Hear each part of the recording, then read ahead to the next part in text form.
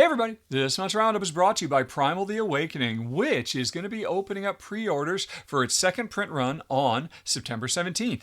And because of that, folks, I figured I'd spend a couple minutes before we get to the roundup proper to tell you a little bit more about what you get with this big beastie. Now, in last month's roundup, I opened this box up and showed you everything that's in there. And oh my gosh, there is so much. And if you want to go check that out, I'll put a link for last month's roundup down in the show notes below, along with everything else I'm going to be talking about today, folks. There will be direct links down in the show notes. But since I've already opened this one up, how about we start looking at some of the expansions? The first two are the Mount Havoc expansion and the Feather expansion. So let's see what you get with these, which means I gotta bring out the camera and switch to the overhead view and get my keyboard out of the way. And Mount Havoc expansion. For a lot of people, this is the must-get expansion if you're only going to get one. But there are a bunch of them out there. And before we get into it, well, I am falling into the inky obscurity that unites everything and devours everything. Alrighty, so what is this expansion? It is two new playable characters. Kara and Hellerin. And these new characters really change up gameplay because they both have special stuff. Hellerin is rocking a fantasy chain gun, a minigun, and has a whole new concept to her gameplay having to do with ammo management, you know, dealing with running out of bullets and stuff like that. Whereas Kara, she is a dancer, a sword dancer, and so she can chain together attack cards to compound her damage hugely if you can play the right cards together in sequence. So they both got some very, very cool stuff going on with them. Let's see, we got new player character cards for them. We also have a bunch of new Forge opportunities to harvest new things because not only does this game come with two new players, there's the minis, but it also comes with a new miniature campaign, which is a big portion of these cards. It's 3 additional chapters you can play through, and it's really kind of designed to be played after you finish the campaign of the main box. But the interesting thing is you can just throw these characters in as much as you like. And these characters bring a lot of stuff. Let's just take a quick look at the new references for them. And there it is, bullets and battle dancing, as well as some other unique stuff for them. But of course, to quote Neo, this game is going to come with guns. Lots and lots of guns. And of course, on top of that, how about some new exciting blades for the dancing blade master? So I'm just only showing you a fraction of all of these new upgrades. There's a bunch of new tokens, because another thing this lets you do, folks, you can now play Primal as a 5-player game. In the base box, you can only go up to 4, but with 5 players, you need more tokens. And then, of course, there are the miniatures themselves. Let me go on ahead and see if I can make them focus. Right, where is my focus on the camera? There it is. All right, turn on focus and hopefully you will come up here and there we go. So, big gun for to fight some very, very big monsters.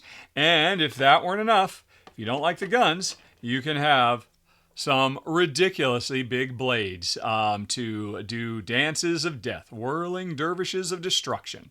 Okay, so that's a basic idea of what you get in Mount Havoc, but let's take a look at the Feather expansion, which introduces 2 new monsters to fight. They're dragons, but not dragons unlike any you've ever seen. And an unnatural darkness grips this place. And all I have to lead the way is the light from my lantern. So we've got 2 new characters in here. And also, the interesting thing is, this expands the campaign of the original. The Path of the Lantern can be worked in to the main playthrough you're doing of the main box. So it's unlike the previous expansion where, hey, after you finish the main campaign, you get this new one. The new campaign here for look at these beasties. So bright and colorful. Like I said, you've never seen dragons quite like these. They are stunning looking, big, powerful, and very colorful. And because if you kill them, you've got new opportunities to harvest feathers. You can make new feather-based weapons and armor and whatnot. And of course, that means more unique death-dealing things. As you would expect. Oh, also, there's a new type of terrain. This is jungle brush because you're hunting for these dragons in the jungle. This works like regular brush from the original game, where in the original game, you can discard dodge cards to hide and basically have the monsters ignore you and skip your turns and control stuff. These are basically the same idea, except instead of discarding dodge cards, you discard aggro cards, which are the ones that if you play those cards, they will make the monster come for you, and you might not want that. So if you got aggro cards and you don't want to use them and get all that aggression against you, discard them to hide in the jungle bush and then strike from behind. So that's all very cool. A new type of terrain. We've got a bunch of new cards for all the different moves that the bad guys can do. And they have new stuff like paralyzing and using venom and whatnot. And of course, a bunch of new pieces of armor and whatnot. And that's not what you're here, folks. You just want to see the minis, right? Let's get out them maxiatures instead of miniatures because they're so huge. Alrighty, turn back on the focus. And come here, you. Come here, you. Here we go. Rawr. There we go. I swear, a thing like this makes me swear I should take up painting miniatures. Although even without being painted, these are just really stunning looking things to fight. So detailed. So that's one of them. And here's the interesting thing, the other one. Really kind of goes to show how careful Reggie Games is. They actually put this extra little thing in here that just comes right out because this is a loose tail. They don't want it flexing around and maybe getting damaged in transition. But anyway, as you can see, another absolutely stunning monster to fight. And that was the second expansion, the Feather expansion. And so now I understand all of this might not mean anything to you particular, which is why there is a link down in the show notes to watch my run through of this game that I filmed a couple of years ago. There it is on screen to give me an idea of what it looks like because it is really cool. One of the best, if not the best boss battler out there as far as I'm concerned. And anyway, folks, that was it. And thank you very, very much to Primal the Awakening for keeping the roundup coming. And now, folks, the moment you've all been waiting for, we are going to talk about a whole bunch of new games that my wife Jen and I played over the preceding 4.5 weeks. The month of August was huge. I think, if I recall correctly, what is it? Do I have 26 games to talk about? Is that right? Yes, I do. So this one is going to be a bit longer than your average roundup. But like always, when I do these roundup, folks, it is a countdown. I'm going to start with our least favorite game of the month, and I'm going to end with our most favorite game of the month, which will be our new game of the month. And because it is September 1st, I'm talking today about a lot of games that are going to be getting their launches at Essen Spiel. And I'm going to be talking about a few games today that will very, very likely make it onto my top 10 of the year. So my game of the month might be my game of the year. In fact, I'm pretty confident it will be. So I can't wait to tell you about it. But without any further ado, folks, I've got to get counting down. And so we are going to start with number 26 of the month. Sadly, my least favorite game of the month. But still, folks, these are all good games. If they're not good games, I'm not going to cover them. I just silently send them on to some other review channel because I only like to talk about great things on the channel. So let's talk about number 26, Witchcraft. Actually, and that should be a Witchcraft with an exclamation point. Let me fix that right there. Right. Witchcraft. And now, this is actually a retheming of a very popular game that came out, maybe it was last year or the year before, called Resist. And it told the story of the Spanish resistance movement known as the Maquis, who were active, in the early world wars and, fighting off brutal dictatorship and whatnot. And so that original Resist was all about, running around in urban combat and killing people. Well, the publisher, 25th Century Game, has decided to revisit the brilliant solo-only gameplay of Resist and turn it into a game where instead of Spanish resistance fighters, we are a coven of witches in, in the early days of the United States. And this kind of reimagines the the whole Salem witch trial area, and instead imagines, oh, these witches, they actually practice real magic, and they are a force for good because they are trying to stop various calamities that are befalling the people of America. But of course, the people of America don't really look at it that way. And so they are also on trial for witchcraft. And so this is a deck builder where for the first half of the game, you literally build your deck. You go through all the cards that are in the game that represent all these potential witches that you could add to your coven. And you're only going to keep a certain number of them and the rest go into reserve. Then you start playing the game. As part of setup, there are 3 of your accusers or the jurists who you have to convince to basically not burn you at the stake. And there are, at any given time, 3 calamities that are befalling the town. And so, on your turn, what you're going to do is you're going to take one of these witch cards from your deck and you're going to play it. And each card has 2 sides. The public and the private side. The, revealed side. And I play a card. And if I play the reveal side, it is much more powerful. It's going to let me actually do magic and directly try to stop the calamities that are striking the town. But then that card gets arrested and leaves my deck and I can't use it anymore. Instead, if I play it on the left side, the hidden side, then it just means, oh, well, we get some smaller benefit. Although sometimes those benefits can be really useful as well. But that means the card stays in my deck, so I'll be able to use it once I go through my deck and I reshuffle and keep playing cards. And so every turn, you've got a difficult choice to make because you want to use these cool, super big powers. But if you do, you potentially lose that card forever. And as the game goes on, if you've got fewer and fewer of those superpowers, you're going to have a hard time because, after you solve the early, easy disasters, they just get replaced with bigger and tougher ones. So at the time that you need your bigger, tougher, witch powers, you might be left with only weaker ones, depending on how you played in the early game. It's a brilliant system. I like it a lot, from the designers of the Undaunted series, if I recall correctly. And again, having played this now, I can see why Resist was so hugely popular. And I think this one will be as well. The only reason it comes in at the very bottom of my list is because it is, sadly, a solo-only game. And at the end of the day, I am not a solo gamer. If this had some kind of 2-player mode where Jen and I could be playing it together, I think this would have come very, very high. Easily been probably in my top 10 of the month. But as it's a solo-only game, it makes it my least favorite. I enjoyed my time with it, but I'd rather play games with my wife, Jen. And so that's why Witchcraft, ! Comes in at number 26 of the month. Okay, now let's move on to number 25, Stamp Swap. This is the latest game from Stonemaier Games and a relatively new designer. Was it Paul Soloway? Oh, I should have looked that up ahead of time. Folks, there's going to be a link down in the show notes that you can follow to find out more about this game. Like I said, links for everything today I'm talking about, including, the videos I'm showing and everything else.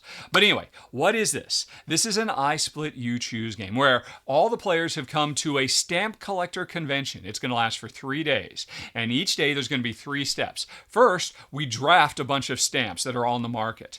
Then the second step, and this is where things get interesting, we have to trade. We must trade stamps between each other. I must give you, my opponent, some stamps. In the meantime, you have to give me some stamps. But here's the way it works. After everybody grabs all the stamps they're going to get, from the weird eclectic mix that happens at the beginning of every round, I'm going ahead and show you what that looks like. It's all kinds of sizes and shapes and genres and special powers and all this kind of stuff. After players have grabbed all those stuff from the middle, one of the things I grabbed, I get to keep. It's permanently, no one can take it from me, it's mine. But the other stuff, I have to split into different bundles. And then all the other players around the table take turns grabbing those different bundles, leaving me without that stuff.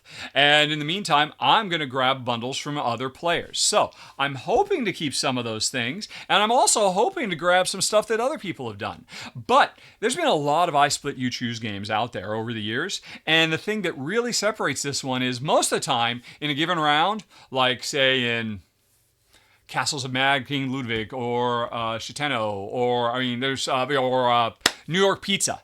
There's every round, one player chooses how everything gets split up, and then everybody else grabs stuff, and then that player gets the leftover. That happens here as well, but every round, everybody's doing splitting and everybody's doing choosing. So if you like I split, you choose, you've got to check this out, because this is the most I splitty, you choosy, but I choosy and you splitty at the same time extravaganza you've ever seen. It's really takes it to a whole nother level, for this very, very popular style of gameplay. Now, for me and Jen, that's the problem. We have never really been big fans of I Split, You Choose. I really wanted to give it a go because I used to be a former mailman myself, so I have a fond interest in anything related to postal life or postage. But I was curious to see it in action because Stonemaier Games, they always knock it out of the park, and I can certainly agree. The design here is really, really sharp. Although I would say I think I'd enjoy it more played at a higher player count, because as a 2-player game, this can become really cutthroat. Oh, I see what you've got there, then I've got to make sure the other thing you want to combine with it, I'm going to put that in a terrible bundle and hope you take that. But maybe I'll put a poison pill that's face down and you don't know what that is too, and you'll think, oh, I'm getting 2 things, but one of them is actually bad. So at a higher player count game, I'm going to be less about targeting exactly what you want and more just trying to protect what I want. And I think it wouldn't be quite so in your face, let's say. But if you want a really brilliant chess match of I split, you choose, and you split and I choose simultaneously, which I don't think has ever been done in the industry before, it's really, really sharp. That's just generally not Jen's and my cup of tea, which is why Stamp Swap comes in at number 25 of the month. Alrighty. Now, let's move on to 24 of the month, Gnome Hollow, which I have not done a video for, so I'm actually using this video from the YouTube channel Terradice. Looks like they did a really great job playing a 3-player game of it. You can really see what it looks like there. A link for their video is down in the show notes as a thank you for allowing me to show what the game looks like in action. But what is it? This is... I would almost say this is kind of like Carcassone's younger sibling, in that a lot of it feels very Carcassonne-esque in the tile laying and trying to build routes. You know how you build roads and then putting your meeples, or in this case cute little gnome figurines, on the board to say, that's my road and I'm going to continue trying to develop it and then score it when it eventually gets completed and stuff like that. I mean, that's Carcassonne. Now, Carcassonne has a bunch of other stuff, building farms and cities and stuff. This is just about the tracks. This is all about creating multiple, all over the board, tons and tons of little, fairy rings, little trails. And the thing is, once you finish a trail, if that was your trail, then you harvest all of the flowers and whatnot off of it. And you could then sell those flowers up at the market to turn them into points. And you every round, another thing that's interesting too is we're working on a communal area just like Carcassonne, but each on your turn, you're going to place 2 tiles instead of 1, taken from a big group. And so you have a lot more flexibility about how things are going to expand. But here's where your flexibility gets less. You only have 2 meeples, unlike Carcassonne, where hey, I've got whatever it was, five, something like that. So once you start committing to a thing, that half of your meeples are tied up, and you can't use them to go to the market to sell things or activate special areas. It's almost like a little miniature worker placement game you can use your gnomes for. Once they're tied up, you want to get that ring finished as fast as you can, so that you can free up that gnome to do other stuff. But you want to make them as big as possible, because the bigger they are, your player board has a whole bunch of different bonuses that you can unlock. And the better bonuses are if you're making bigger fairy rings. So that creates a whole lot of the tension of the game. There's other stuff too. There's a set collection element. There's special powers. But, the main thing is, I still liken this kind of to Carcassonne. We're working on a communal area. We're trying to build up roads. We're trying to complete them. We have ownership of roads. Some players might place tiles that might inadvertently help me and whatnot.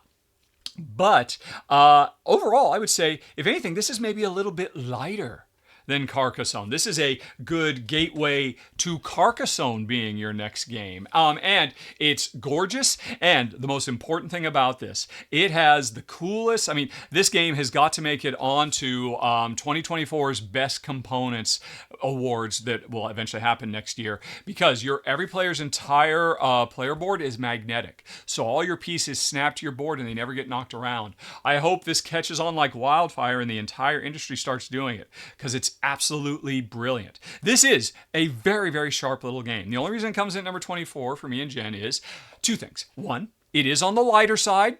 And that's okay. We enjoy Carcassonne too, and for us, Carcassonne is on the lighter side. But the second thing is, having played this as a two-player game, I really got the feeling that this is going to be better when you're playing with 3 or 4 or 5, I believe it goes to, because the more players are there, the more the space is going to expand faster. And every time somebody puts a tile down, they're potentially creating new opportunities for you that you might be tempted to go for. Jen, I found as a two-player game, I just tend to focus on my little half of the board, and she tended to focus on her little half of the board, and there was never really any interplay. You know, unlike Carcassonne, where somebody can literally muscle in on your stuff or cut your stuff off, in this game it's very polite. Players can't add to your fairy ring unless you give them permission to. And by the same token, because you've only got 2, once you've got them out there, you're just kind of keep going, and then you know that's what I'm doing. So then okay, I can develop this other ring over here and worry about it later because I'm all tied up. With more players, there's going to be a lot more dynamism as gnomes come onto the board and come off the board and claim tiles and all this kind of stuff. So I think this one's definitely going to be better at more. Jen and I enjoyed it as a 2-player game. Don't get me wrong. It just didn't quite hit with us maybe as strongly as it could, and that's why it is number 24 of the month, Gnome Hollow. Alrighty, now let's move on to number 23, Golden Cup. Now, this is a very cool game. This one I could see maybe getting nominated for Spiel des Jahres, next year or something like that. Because actually, it reminded me a lot of a Des Jahres winner, Challengers, which foolishly was labeled Kennerspiel, which was, okay, that's neither here nor there. But if Challengers could get nominated and win, Golden Cup should, because this is Challengers taken to an 11. And if you haven't heard Challengers, that's not helping you, right? So let me just tell you, what is this game? This is a fantasy sports ball game. And what we're really mostly doing as the coach owner of our sports team in this fantasy league, real world fantasy, but literally, Dungeons and Dragons, Orcs and Goblins, fantasy, fireballs and whatnot. Our team has 4 players, and every round, over 6 rounds if I recall correctly, the first thing we're going to do is spend some of our money to, first of all, we're going to draft new potential recruits, which is we've got a handful of cards, and then every round we are going to pay money to recruit one of them onto the team, replacing an old player with a new upgraded player. And all these players have cool special powers that activate, or ways to generate more money because they're super popular and they increase sponsorship opportunities, all kinds of cool powers, right? So everybody's going to do that. First of all, you go scouting, you get some new cards in your hand, and you can upgrade your scouts with your money, which is expensive, but that means you could be grabbing better players. And really, the depth of this game comes from, you don't have much money. Are you going to spend it to basically get better players into play, get better scouts working for you so that you can get even better players on future turns, or upgrade your stadium so you can make more money so you have more money to spend on future turns? So there's a lot going on in that, but it's very simple, very straightforward, very thematic. And then once you've gone through that, each player's team has a group of little tokens that represent all the moves you can make. You start out with 3, but the more you recruit, you might have 4, 5, 6, 7 of these little tokens as the game goes on. Let me go a little bit later. You'll see I'll probably have a few more than 4 there. If I can get that card out of the way there. Yeah, later in the game, I've got 5 of them. Now, once everybody's done recruiting and upgrading and all that, everybody takes all their little move chips, throws them into a bag, and then shuffle them around, and then we start drawing them one at a time. And this replicates an actual game being played. And so there's only ever 2 people playing a game, but this is why I referred to this as Challengers, because you could play this at a higher player count, and what'll happen is I, as part of the random draw, might get paired up to play your team. Or you might be playing against Penelope's team, or Penelope might be playing against William's team. So every round we're going to get mixed and matched against different teams, just like real world sports leagues. And there are actually I'm playing solo here, so there's only one team, but I guess it's a 6-player game because there can be 3 different fields on the board. So you can have 6 players playing in 3 different playoffs. And what happens in each one of these is we just start drawing the tokens one at a time, like you're seeing me do. And If you draw my defense tokens, that means eventually when we draw one of your strike tokens, you're going to roll the die, but you'll be at a big disadvantage. If you draw your strike token before my defense token is drawn, oh, happy day for you. You're probably going to score a goal. And these are not high-scoring games. 2-3 points, much like football, soccer is going to win you a game here. But the interesting thing is, depending on how much defense I throw in the way of your strike that you're trying to do when you shoot the ball, determines which one of your different team members, because remember, you've got 4 of them, will actually do the striking. And remember, some of them have different powers. So you might be hoping for X or Y or Z. So when you're building your team of all these different moves, you're paying attention to, what do my opponents have? What am I going to be more likely statistically to do? Because the last thing you do before the game starts is you put your different 4 players in the different slots. That changes the probability that player A, B, C, or D will be the one that's most likely to take a strike and maybe trigger some extra powers like roll extra dice and stuff like that. I'm probably making this sound way more complex than it is. This is a simple, family-friendly gateway game. It plays fast, you can have up to 6 players, and it's really an interesting idea. That's why Challengers was such a big deal, because you could have multiple players in multiple playoffs at the same time. And then the next round, oh, I'll be teamed up against somebody else. Or if you're playing it a 3 or 5 player game, there's an automated player, which is what I'm playing against right here, which is a really challenging player too. It's really good. It's co-designed by Simone Luciani, one of my favorite designers of all time, so no surprise it's really good. And I was kind of tickled by it, and I had a really fun time playing this solo game here for backers of my show, who back me on Patreon or here on YouTube as members. Anyway, though, why did it come in at number 23 then? I'll be honest. It's still sports, and sports are just something that both my wife, Jen, and I have a very, very difficult time mustering any enthusiasm for. If I liked any kind of modern professional sports, or if I had people in my life who I played board games with, or I had the potential to play board games with, I would bring this game out in a heartbeat, because it follows all these big major league multi-game seasons that everybody works their way through, and you're making the tough manager choices, hiring people, firing people, and then the game is resolved really quickly and very satisfactory. The game does have a lot of luck swinginess, but you play enough that the luck swinginess is going to kind of balance out amongst everybody. And anyway, the game is so short that even if somebody does get lucky, everybody is still going to have a great time if you have an interest in the subject matter. Me and my wife, Jen, this is definitely going to be better the more people you have, because doing that mini game of pulling out, you want a raucous atmosphere where people are fist pumping and saying, "No, I can't believe it." With me and Jen, just 2 players, die-hard, hardcore Eurogamers, it's not the right fit for us. But wow, this could be a party game with, it can't quite be a party game because it's got more going on, but it's a great gateway game. And again, if you or anybody you know that you would like to introduce to board games loves real-world professional sports, you've got to check out number 23 of the month, Golden Cup. Alrighty, now let's move on to number 22 of the month, Mesos, which is a new game from Crano Creation. Another one designed by Simone Luciani, teaming up with, Yaniv Kahana there. I haven't done a run-through for it, but I'm actually using Cranio, the publisher's video. They have a little, what is this? This is like a 7-minute long, teaching you how to play the game, because this game is tiny, it's fast, it's elegant. Last year we had a huge hit on the market with Faraway.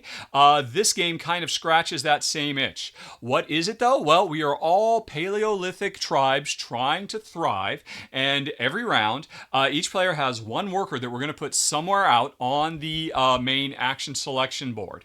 And we're choosing 2 things. What cards are we going to be able to grab from the offer, the cards above and below? And also, what is our turn order going to be for the following round? And what kind of bonuses are we going to get as well, depending on if we went fast or we went slow? So, make no mistake, this definitely has shades of King Domino, with that draft that also focuses on, player order. But this one has so much more going on, because there are 2 different rows of cards to choose from. And a lot of the options you'll choose have you choose some from the top and some from the bottom.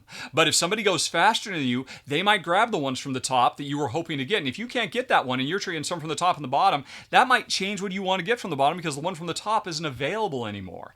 And so there is a lot more thinking going on, because you're drafting from these 2 different rows rows, making your decision before you know what you'll actually get your hands on of what you're going to commit to grabbing. And the less you grab, the faster you're going to go, and the more potential extra bonuses you will get. But the more you grab, there's going to be less available to you. Now, what are we grabbing themselves? Cards that represent different jobs in a Paleolithic tribe. Hunters, gatherers, shaman, engineers or builders, artists. And the thing is, so there's a bunch of each of these cards, and the more you collect of a given type of card, the more powerful it gets, as you're building up your tribe. But there's other things. There are events, and the events come out at the top. After a given round, all the cards from the top that weren't taken go down to the bottom. And events from the bottom, events aren't taken. Events eventually, once they're going to be leaving, after they've done their time on the bottom, they trigger. And so you can see with plenty of advanced knowledge that, oh, there's about to be a hunt. I better get some hunters fast. Or maybe I just figure I'm not really going to be able to take advantage of this hunt that's coming up. I'm going to prepare for the feast, or I'm going to prepare for, the shaman ritual, or whatever it might be. So because I've already got 2 shaman, if I can keep a majority of stars on the shaman, I will score a huge number of points when this ritual comes up. So am I going to draft to try to maintain my majority? Or am I going to try and spread out because I know other events are coming too? This game has a lot going on with very, very simple rules. Like I said, this how to play video is less than 8 minutes long. I used it to teach me how to play. I didn't even need to read the rules. It was so nicely done. And the game is super sharp. I liked it a lot. I love the look of it. I think it's a gorgeous, beautiful, colorful looking game. And the order that the events come out in and that the different tribes members that you can recruit is really going to make it feel different from game to game. My only problem, why isn't it coming higher? 2-player count. This game is, it's interesting, the drafting board gets bigger. There are more spaces, and some of the spaces get upgraded when you're playing higher player counts. At the lower player count, as a 2-player game, there are still interesting choices, but Jen and I have found we just didn't quite have the same tension. Even though there are fewer cards to grab and fewer opportunities to do it, I can imagine playing this. I mean, I kind of saw it being played at the higher player count here with more players, which means more opportunities for more really big turns. As a 2-player game, all the turns are fairly small because we're just more constrained, and it's just not quite as exciting as it would be. And I'm not alone in this. I just saw my favorite board game YouTube channel, Board Gaming Ramblings. They pretty much had the same response as me, and so I'm glad it wasn't just me, because they've actually gotten a chance to play at a higher player count game, and they highly recommend it. And so I'm not just guessworking here, folks. This game's design is brilliant. This is another Des Yaris type thing. I don't know if it would get Spiel, probably Kenner Spiel, but it's simple, it's elegant, it's fast, it's beautiful, but you're just going to have a better time if you can get at least 3 people to the table to play number 22 of the month, Mesos. Okay, now let's move on to number 21 of the month, Whispering Woods. This is a very, very cool tile laying game. That is, it's got hidden depths, let's just say. It can be surprisingly crunchy because on the surface level, it's really simple. All you're trying to do, actually, let me go back to the beginning before things have expanded here a little bit in this little solo run through I did. You start out with just a single tile with a forest animal on the board. And that tile has a, a path you want that animal to travel. Like the animal might want to go between a forest, a water, and a grassland. Or the other way, a grassland, a forest, a water, and a water. One of those 2 directions, right? And so I need to draft tiles and build that path so the little critter can move that way and I can score points. Now, here's the interesting thing. That at any given time on your turn, there's going to be 6 things to draft from. You can either take 2 tiles and put them down as the pathways, the forest, the grasslands, the water, etc. Or you can take 1 tile and place it down as a new objective, and that will bring in a new animal. And now all of a sudden you've got 2 or maybe even 3 different animals. So here I am a little bit later in the game. I've got a little frog that I'm trying to make follow paths, and I've got a bird I'm trying to make follow paths as well because I've expanded. And here's the deal. Once you've got a few animals on the board, every tile you grab, you want to put it down in such a way that, oh, it'll help this little frog's path because this frog needs to go across, a couple of forests or what have you. But if I put those forests over close to the bird, it can help the bird too, because the bird needs to go, grassland, forest, water. So I could set this up for multiple animals. So you're trying to build multiple paths all in the same space, which is a really fun, interesting puzzle. But then here's the tricky thing. Eventually, you're going to make these animals walk the path once you've got them, and you wouldn't be surprised, the longer and more complex the path, the more points you get, obviously. But here's the thing. After an animal walks the path and it ends up, say it was a forest, grassland, water, right? So I have it go forest, grassland, water, and it ends on the water. I then score the tile that it came from. That goes away. And the tile it landed on gets flipped and becomes a new scoring tile. And what if that tile was absolutely essential for the path that I was trying to make for my bird? And now my bird, I have to make a different path for the bird. So that means I got to make the bird move first. But the bird's path is not ready, but the frog's path is ready. And then once you've got like 3 critters that you're trying to balance, this gets really complex really fast. And there are huge bonuses for making longer paths. So do you spend a lot of time not getting anything, or do you go for just lots of really fast short paths and score stuff? Because the longer the path, the tougher it's going to be to draft and pull off.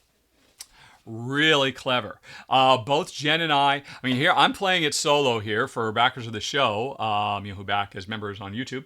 And I was melting down by the end. And Jen, when I played it with her, she felt the same way. It was like, it seems so simple. Just grab a couple tiles, expand a path, because you can see what paths you need to make, or make a new goal path that you have to walk, and just keep doing that. But it just gets crunchier and crunchier. The bigger the space goes, and you bring a new, oh my gosh, I could get that one and use that path that I created back at the beginning of the game that I never thought I was going to have to use those mountains again.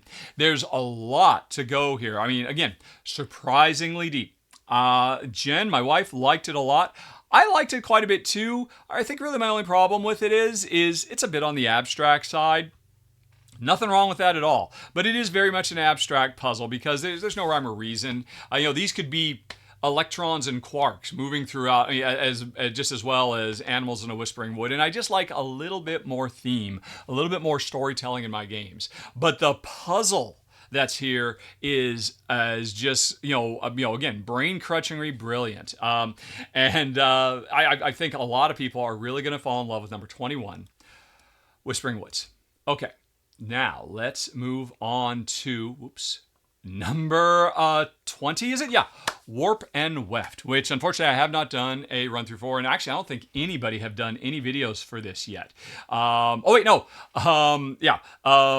channel has, this is Alice. She's just, by the way, as an aside, folks, can I just say I love Alice? She just started doing her channel a couple of months ago, and what she does is she reads the rules of board games that are on Board Game Geek that nobody's covered yet, and then she understands them and she does a walkthrough based on her understanding of the rules, and she does a really great job. Unfortunately, she is French and her accent is so thick that she is the only channel on YouTube I watch at standard speed so I can understand her, and I still have to turn on the subtitles sometimes to do it, but she's doing great work. Alice, in case you see this somehow, you're amazing.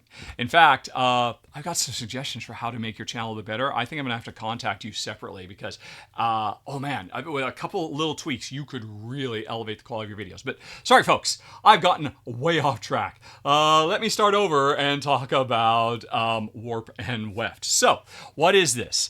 This is a drafting game, like Sushi Go or Seven Wonders Duel or Taverns of Tiefenthal, but instead of drafting cards or tiles or dice, in this game we're drafting shoelaces. Quite frankly, here's the game comes with tons and tons of shoelaces and a gigantic bag you put them in. And at the beginning of every round, everybody reaches in and pulls 5 shoelaces of varying colors.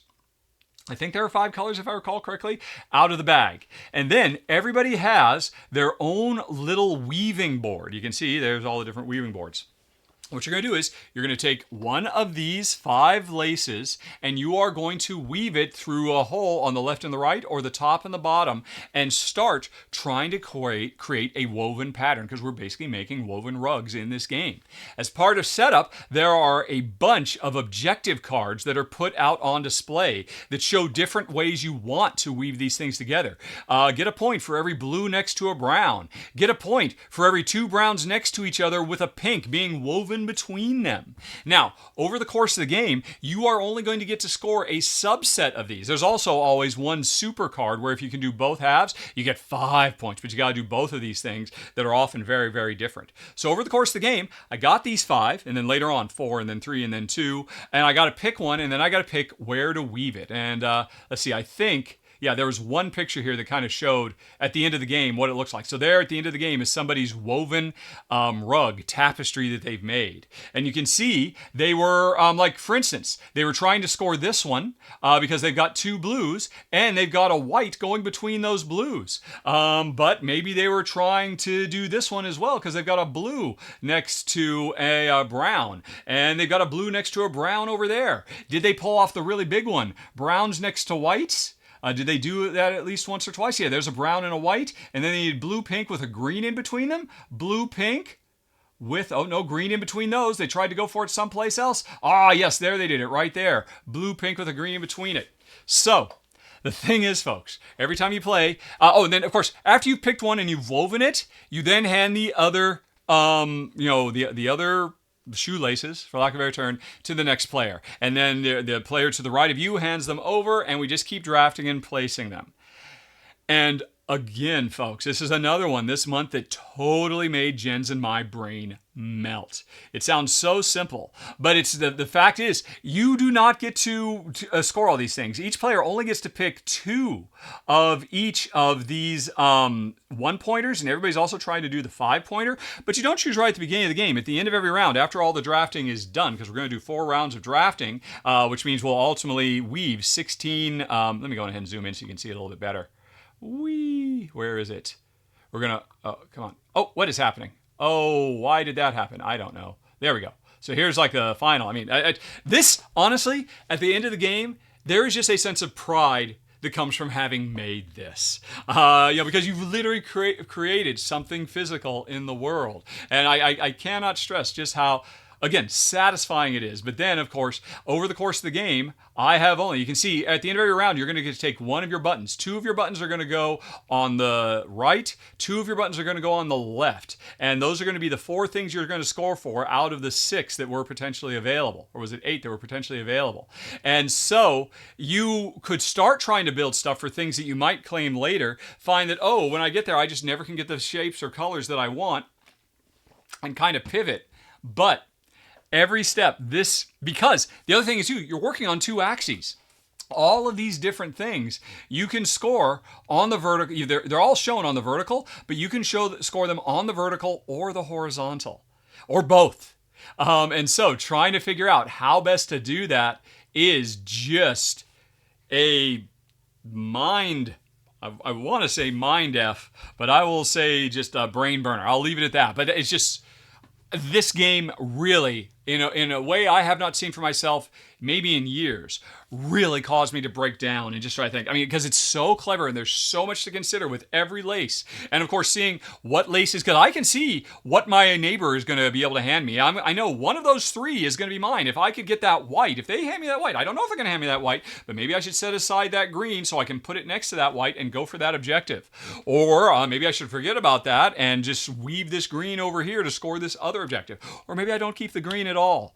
There's so much that goes on with each one of these laces. And again, it's really satisfying to finish it, but this is a mind melter of the highest order. I cannot recommend it highly enough for people who want really, really fun, engaging, and just tactile.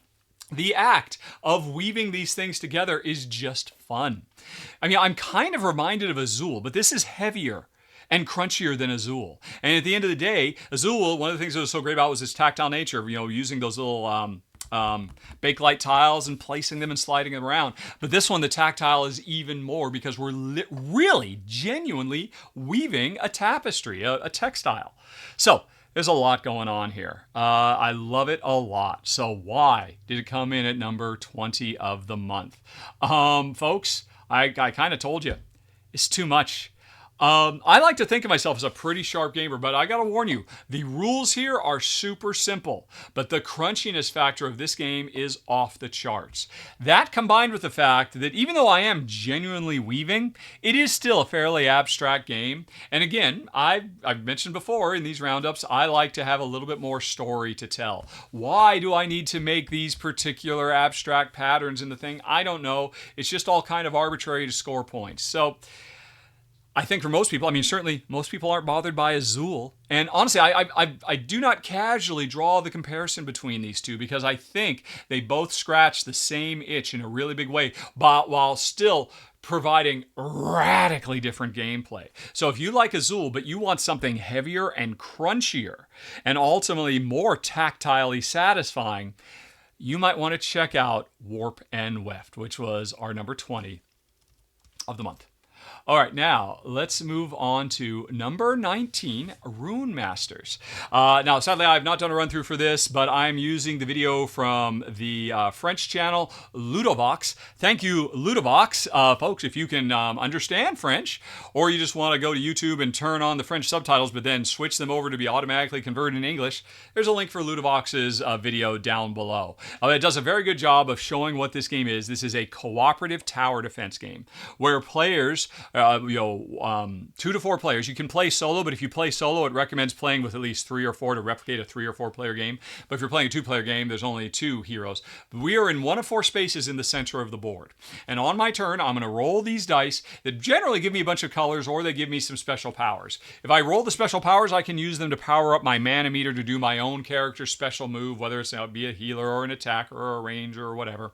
But most of the time, I'm rolling a collection of colors. Those colors let me either move to different areas matching the different colored lanes, or they let me attack a monster in the lane I'm in, because each monster, like this monster over here, needs to be hit. The one in the red lane needs to be hit with a red, a green, and a purple. So I could kill this monster in one if I could roll the 4 dice and get a red, green, and purple, but chances are that's not going to happen. But I might roll 2 reds and a purple, which means I might spend 1 red to move over there and then spend the purple to fill that space in, because then I'll finish what you started. So the game is all about, based on the dice I've rolled, where am I going to move to? Because also, if you don't kill a monster, those monsters will hit you, and they hit you hard. And if they don't hit you, if you're not standing there protecting your section of the cathedral, I think is what we're protecting, then they will hit the cathedral, and the cathedral, when it dies, we lose. So it is a very fast, frenetic game. Every round, new cards appear in the different lanes, and they're always moving forward, and they have different types of powers about the way they move, the way they spawn, the way they behave, and it's a simple, fun little cooperative puzzle. When I'm up, I'm going to roll these dice, and how am I going to use them, including maybe spending some resources to re-roll them or what have you. And it's good. It's solid. I actually enjoyed it. I think I enjoyed this one more than Jen. Jen, she's not a big fan of fighting off wave after wave of monster, but if you like that kind of thing, you might like this. And then you ask, well, why is it number 19 in my month? I would not recommend this as a 2-player game. I just straight up wouldn't recommend it. Or if you were to try this as a 2-player game, I would give you a homebrew variant of, say, each player controls 2 characters, so the 2-player game really replicates a 4-player game.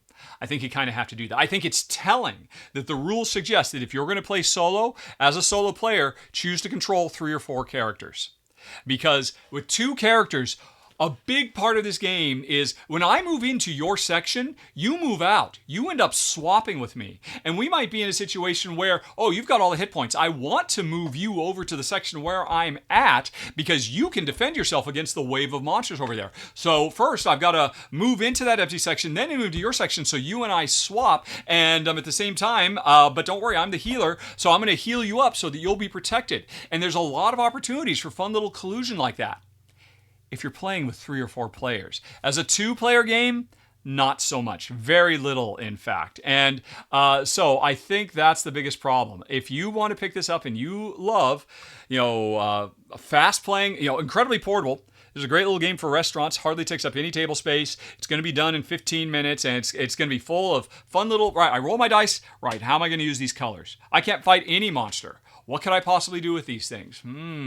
What if I this, that, the other? So the game gives you fun little, relatively simple, straightforward puzzles to solve, and the game moves at a quick clip. But again, I would not recommend it as a 2-player game. 3 or 4, or if you're playing 2-player, just play it as a 4-player game, because that's what they recommend you do if you're going to play solo anyway. But anyway, with the rules as written as a 2-player game, sadly, Runemasters came in at number 19 of the month. And thank you again, Ludovox, for providing the video that I could show. Links for their video down in the show notes. Alrighty. Now, let's move on to number 18, Dirt and Glory. Now, this is one of 2 games that are being published at Essen Spiel this year from a brand new board game publisher, Pink Troubadour. And you haven't heard the last of them. They've got another game that's going to be a little bit higher on the list. And in fact, actually, it was their other game that I was really interested in checking out. And so they sent me a review copy so I could let people know what it's going to be like before Essen Spiel. And then, just for fun, they threw Dirt and Glory in the box. And honestly, I didn't think, you didn't have to do that. My wife's going to hate this game, because what is it? This is a very simple and fast-playing push your luck style game, right? It says push your luck. Yeah, push your luck drafting, deck construction, racing game. It's basically, if they could, they should have gotten the Mad Max license and put it on here, because it is definitely, I mean, look at that guy on the box cover. If you do not hear him in your head shouting, "Witness me," or shiny and chrome, well, you watch different movies than me, because that's what this game is all about. Each player has their own little caravan that's trying to drive across the waste as fast as possible to get to another oasis to basically score water. And on your turn, you are simply going to draw 1 card from your own personal deck of cards. Everybody starts with a deck of the same cards. A 1, a 1, a 2, a 2, a 3, a 4, and a 5. And of course, they have cool little Mad Maxy type riders representing all the members of their caravan. So you're just going to draw a card and put it on top of your cards you've already drawn. Let me see. I think there'll be a picture of them actually in play somewhere in here. It's got a great look. I mean, which is obvious, I think, from looking at this stuff. There we go. Here are some people playing, but this is just the beginning of a game. Do we have a little bit later into the game? Right. Okay. Yeah. So, right. So somebody, they have, on their first round, they drew a 5. And, okay, what you can't see here, because they just did not put any, all right, let's go back to these other ones. Fine, we'll go to, all right, here we go. On every round, I'll have to zoom in so you can see them, because the pictures are so far away. The new race starts, and a card is revealed that shows the top speed we can go. Like in this one, top speed 13. This is a push your luck game. The more cards you draw and add to your caravan, the faster you're going to go. And so you keep pushing your luck, drawing more and more cards, trying to go faster, because whoever goes the fastest gets the big reward. 3 water as opposed to 2 or 1. But if you go over 13 as you're pushing your luck, you'll bust. You won't get any points, but you'll get 2 gasoline. Although, of course, I like to call it guzzling. And none of these references were meaningless to Jen while she and I were playing. But of course she wasn't. Jen would never watch these movies in a million years. Even though, oh my gosh, Fury Road was so great. And honestly, I like Furiosa too. Not as good as Fury Road. But anyway, regardless, this is not Rahdo rounds up the movies he's watched. This is the game. So anyway, so if you bust, unlike a lot of push your luck games, you know what? You can almost feel, oh, you know what? I was not, I mean, I'll push my luck, because rather than coming in third and just getting 1 water and a tank of gas, I'd rather have 2 tanks of gas. Because those tanks of gas are everything. They let you unlock special powers. They let you manipulate your deck. Because, let me zoom out to somebody who's actually playing. Over here, here's your little, right, they've already scored 4 points. There's the deck of cards they're drawing from. They drew a 5, and remember, they're trying to get to 13. So when it came around to their turn again, okay, of course I'm going to draw. 5 isn't going to win me, so I drew a 4.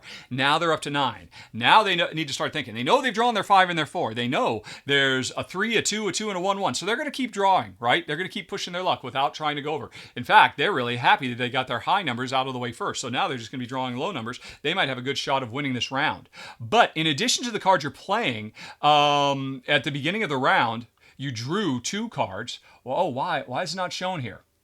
It's not shown here. I think it was shown in another one of these pictures.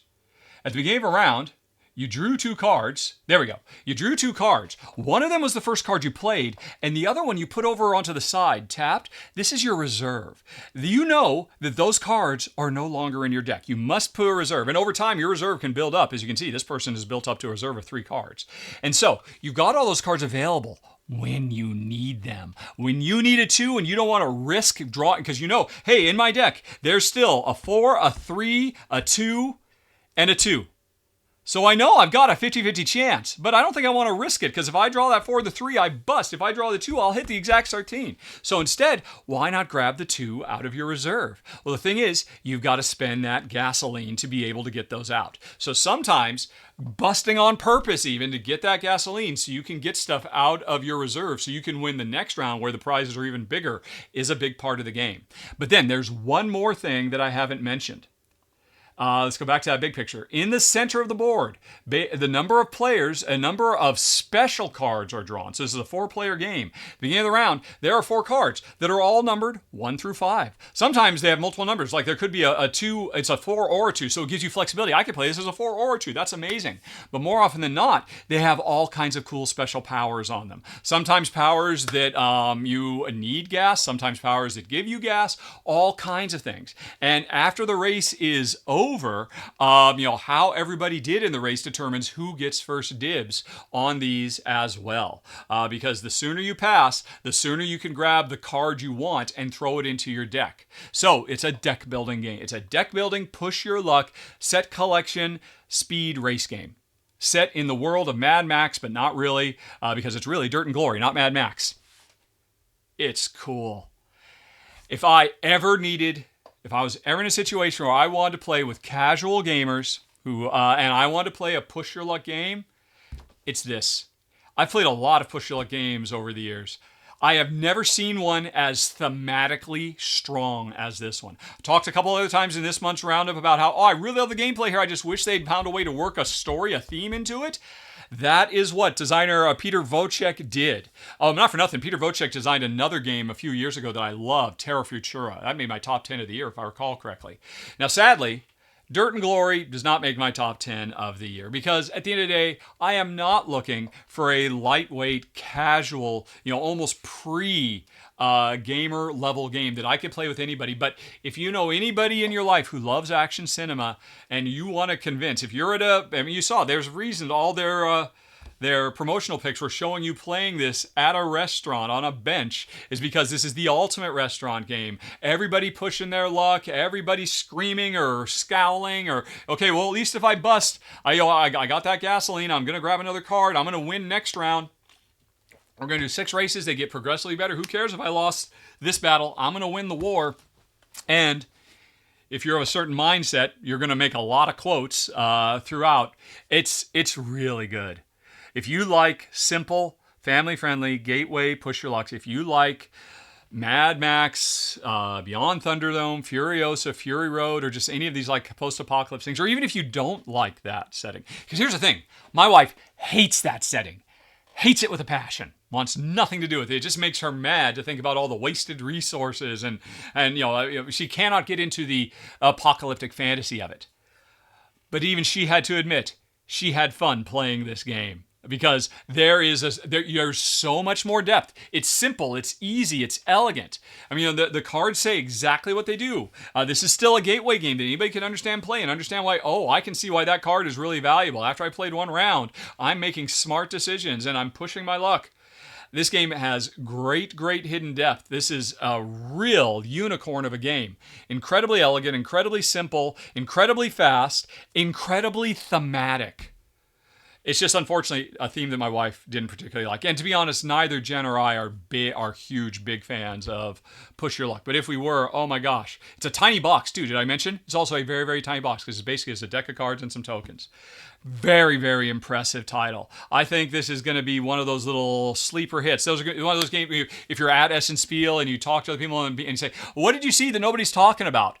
A lot of people might say, have you checked out Dirt and Glory? Because no one's heard about this. It's not on anybody's wish list, but it should be. This is the kind of game that I would think would make Tom Vassel's top 10 of the year, quite frankly. It's that kind of game, and it's just beautifully done. And it bodes good things for a new and upcoming publisher, Pink Troubadour. But because it's still not the kind of game for me and Jen, it comes in at number 18, Dirt and Glory. Witness me! Alrighty, now let's move on to number 17, Beyond the Horizon. And now this is a sequel to, I was shocked to find out, an incredibly well-respected game called Beyond the Sun. Beyond the Sun is in the top 80 highest ranked games in the world, according to Board Game Geek. It's the 83rd or something like that, best game of all time. So, imagine my surprise. I mean, it's gotten some expansions and whatnot too. So imagine my surprise when the original designer teams up with some new designers I'm a huge fan of, and takes it to a new publisher and changes the theme. Instead of it being about galactic conquest, 4X style, expand, exploit, explore, and exterminate gameplay, it is now a civilization game where we start out in prehistory and work all the way up to the modern day. It's, I would say, 80% the same gameplay, because at its heart, if you're looking at it, you might be able to tell just from seeing on the screen what this is.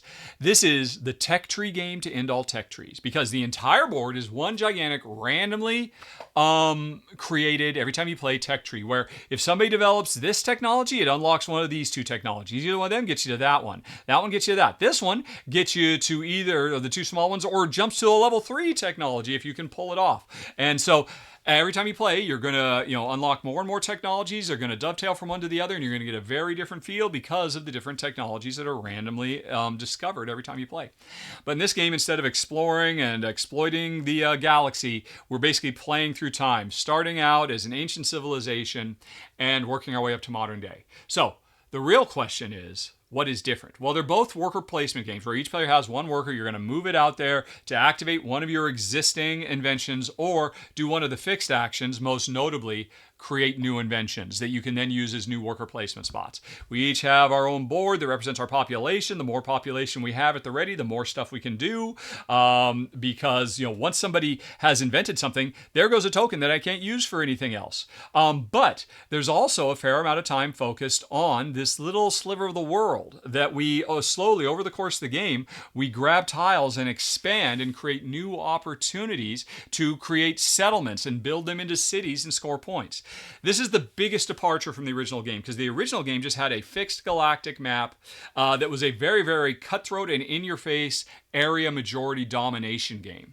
Now, instead, it is a building exploration game where players are never directly destroying each other's stuff or manipulating each other. It's just every time I explore and find a new tile, hey, you have a reason to move over there and try to get on that tile too. I get the best because I got there first, but everybody kind of peacefully coexists. And I love that. And players create opportunities for each other as the world evolves in different ways every time you play. Now, there are a lot of other changes, little subtle things, but the core game is still this worker placement on a tech tree. And instead of a fixed area majority game, we are instead playing an exploration and expansion peaceful coexistence game. And that right there makes this game 10,000 times more attractive to me than Beyond the Sun ever was. However, there's one big thing that Beyond the Sun lost, that this game lost, that I miss. And that was, this game is a little bit more random with, not knowing exactly what's out there. You can see what tiles are going to be available somewhat because you're buying them from this little market. But you can't really plan everything that's going to be available to you over the course of the game, depending on if other players grab stuff. There's a bit more unpredictability here, but that's a minor thing. There's the same amount of unpredictability on the worker placement board because you don't know what you invent until you invent it, right? That was true in Beyond the Sun, sort of.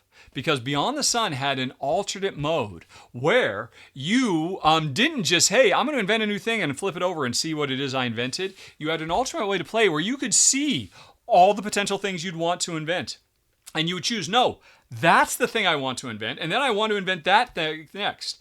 And that gave you a lot more control, a lot more predictability, a lot more long-term strategy.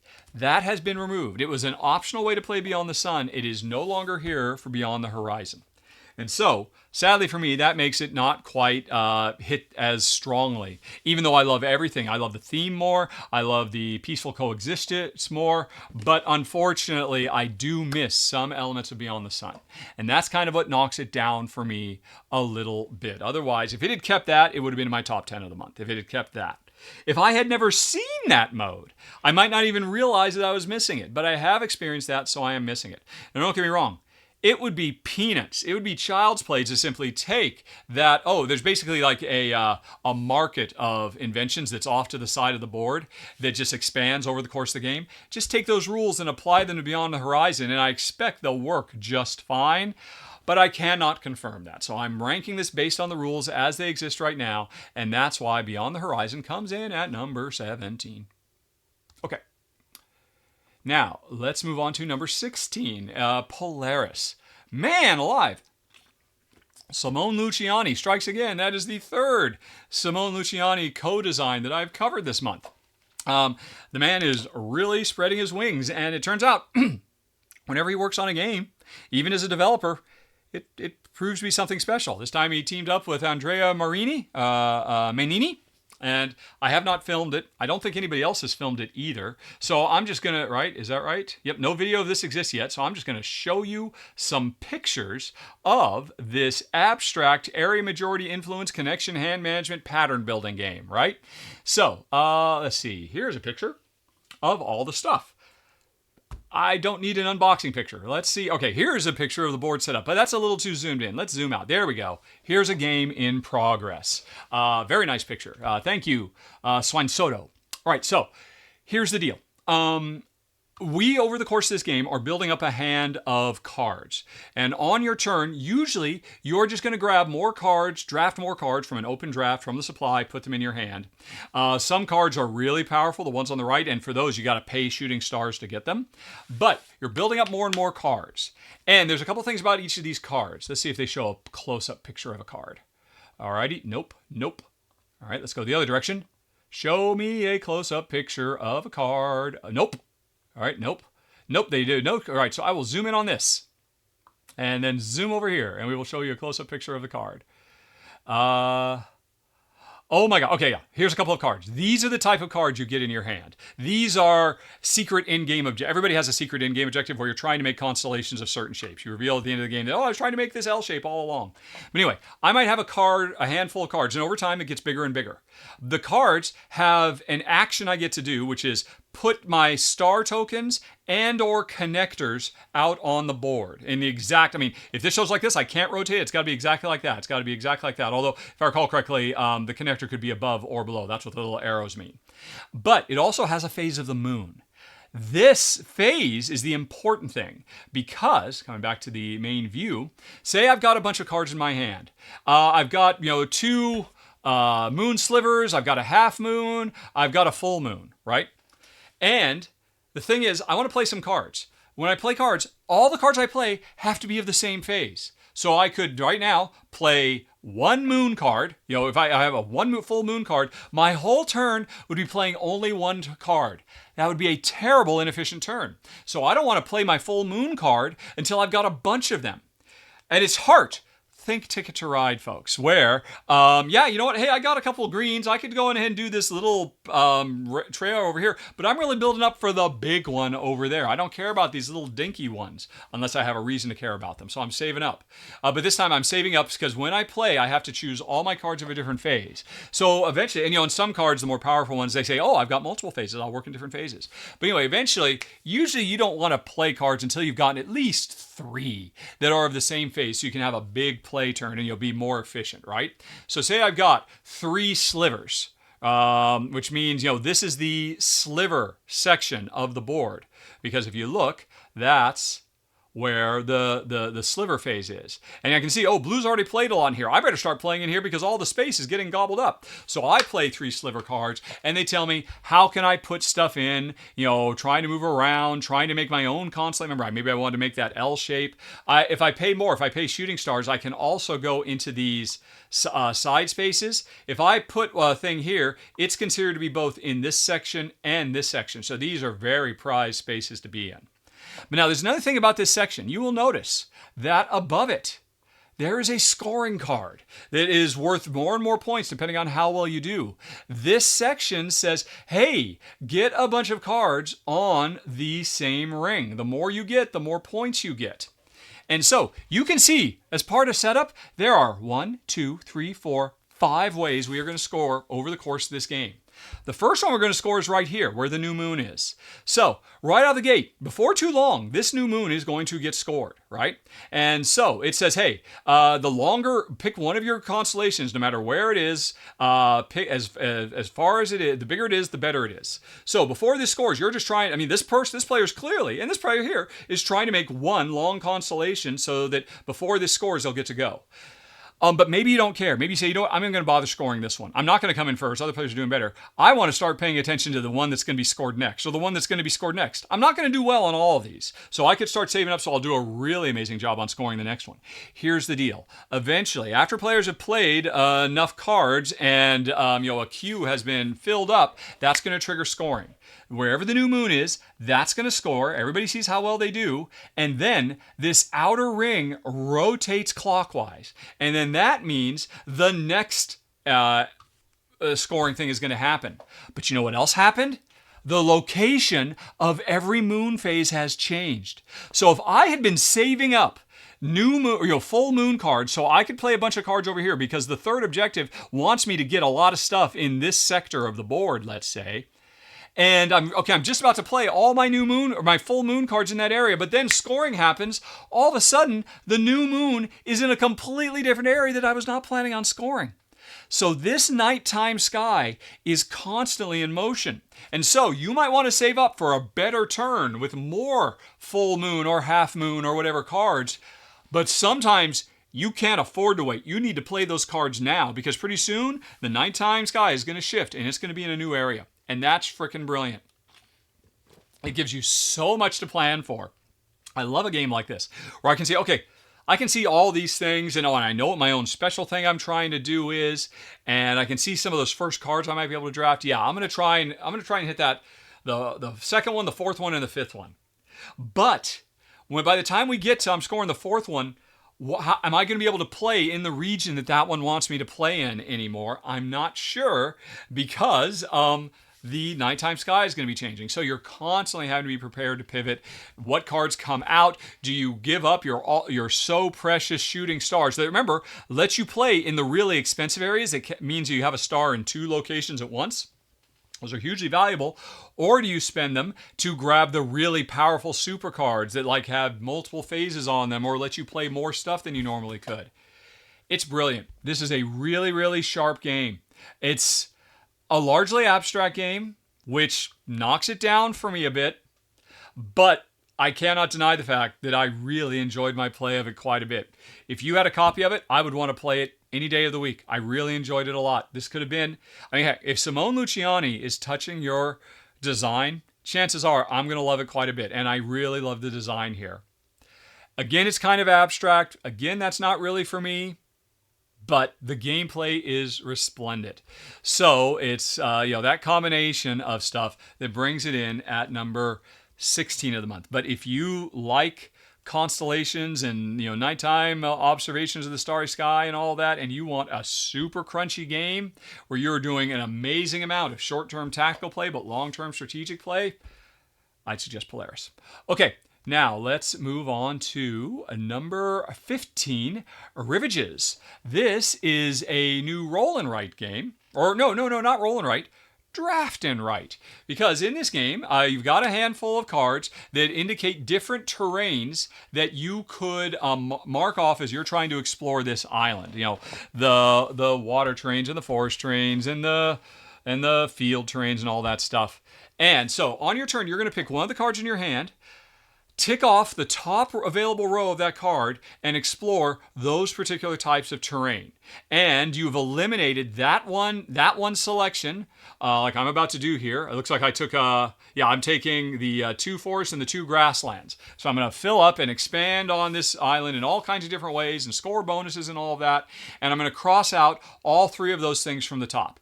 Then I'm going to take all the cards and hand them to my neighbor. And so basically, in this case, I give them 1, 2, 3, 4, 5 things left to choose from. There were 6 when this was handed to me because I had 6 rows to choose from, but now they've got 5. Although they can only choose the top row of any card. So then they're going to get cards and pick off the second row of this one or the first one of that one, and they keep going around.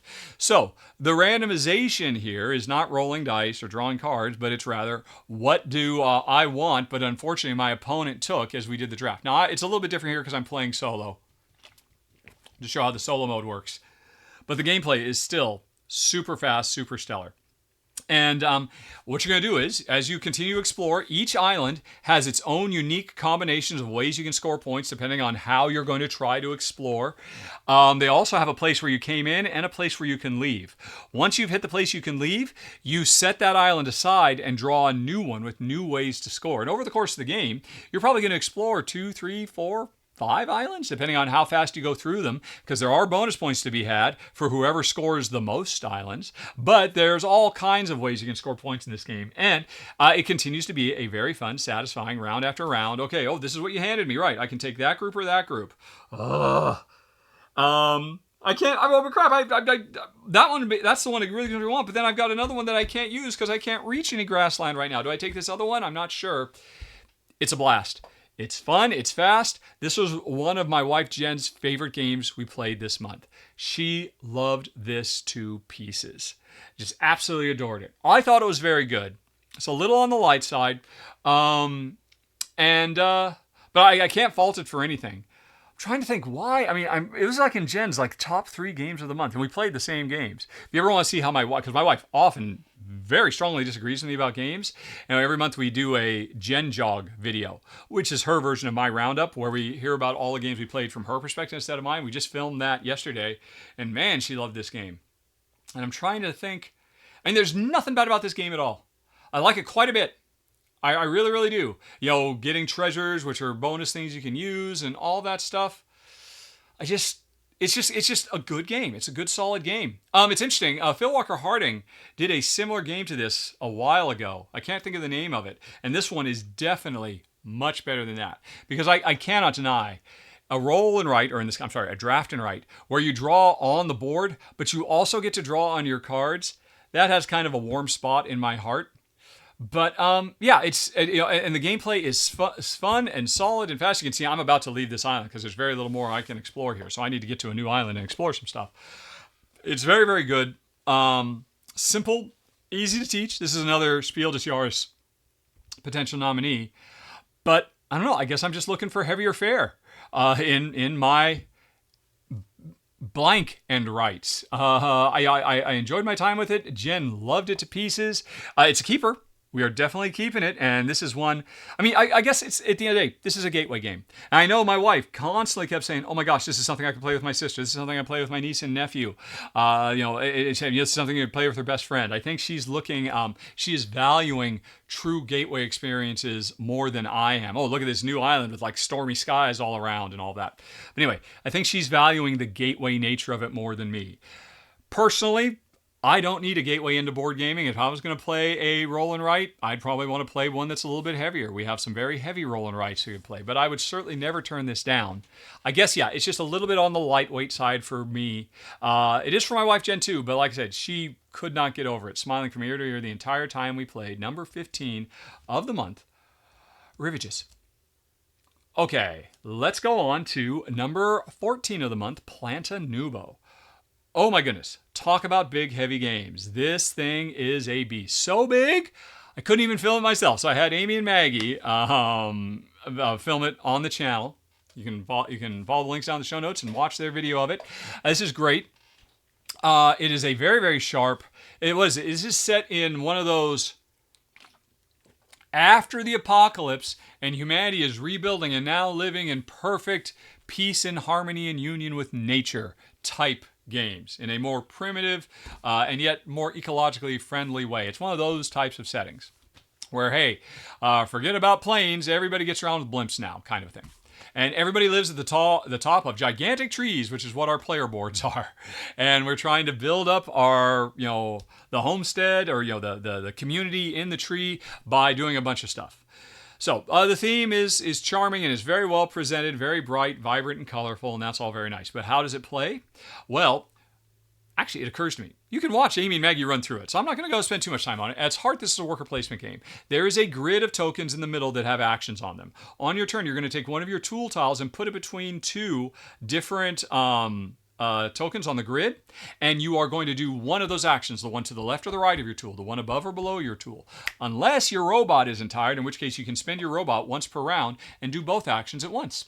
And these actions are do more polyomino tile laying of, stuff you can harvest in your tree, make deliveries of stuff to the blimps that take your stuff all around the world and score points, do all kinds of various and sundry things. Get more energy for your robots, all sorts of things. And the trick is, once somebody, say, has put their spade token next to these two actions, no other player's spade token can go.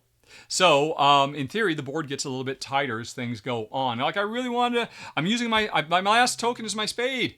But I can't put it where I needed to because you were kind of blocking me from both of these things. So I guess I could put it over there, but I don't want to do those actions. I want to do that action, that sort of thing. Now, the trick is, every round, one of your tools, the hammer, the spade, the wrench, and the screwdriver, is not going to get used. That one that doesn't get used is going to be tied to one of these end-of-round scoring objectives that everybody can see. And so I know, okay, I want to score this one, so I'm definitely not going to use my screwdriver this round because I'm going to save it so I can score that at the end of the round. But I'm down to my screwdriver and my shovel. And the only good place to put my shovel just got taken by you because you just put it there and now I got to do something else with it. I could do the action I want to do with my screwdriver, but then that means I got to go use my shovel and score a completely different thing at the end of the round. Is that worth doing? That's the crux of the design, the decision space you've got in. That's what makes this worker placement stand out. One of the big things you do, though, is your board is surrounded over the course of the game. You can get more and more of these technology cards. Let's zoom ahead and see if they've got any more. Yeah, you can see over here now, Amy has 3 technology cards around her board. These are different actions you can trigger. Because one of the main things you're doing is collecting energy to move a die clockwise around this board. And whenever it gets to one of the spaces where there's these different technology cards, you get to activate them. And over the course of the game, you can invest in that so the die goes faster and faster and faster and can start triggering all kinds of bonuses that will help you with everything else. So that's like your second biggest consideration is building up these technologies and finding a way to activate them efficiently. So that's a lot of fun too. There's a lot going on here that's really, really great. This was another one of my wife's favorites, her top 5 of the month. But for me, it came in a little bit lower. Why? I can't fault anything about this game. It's brilliant. It is definitely the sort of thing Jen and I would tend to love, and I really did enjoy my time with it. The whole time I'm playing, though, I couldn't help but think about Spirium, which is another game that is a worker placement around a series of objects, but then there's also like an area control thing that goes on as well, so it's a little bit deeper here. Basically, the thing that made me knock this down a couple of pegs, although I still think it's a very, very good game, is oops, and we've run out of time. I should turn this on to loop, so it will just loop if I talk too long. I said I wasn't going to talk long. I'm talking forever, so sorry.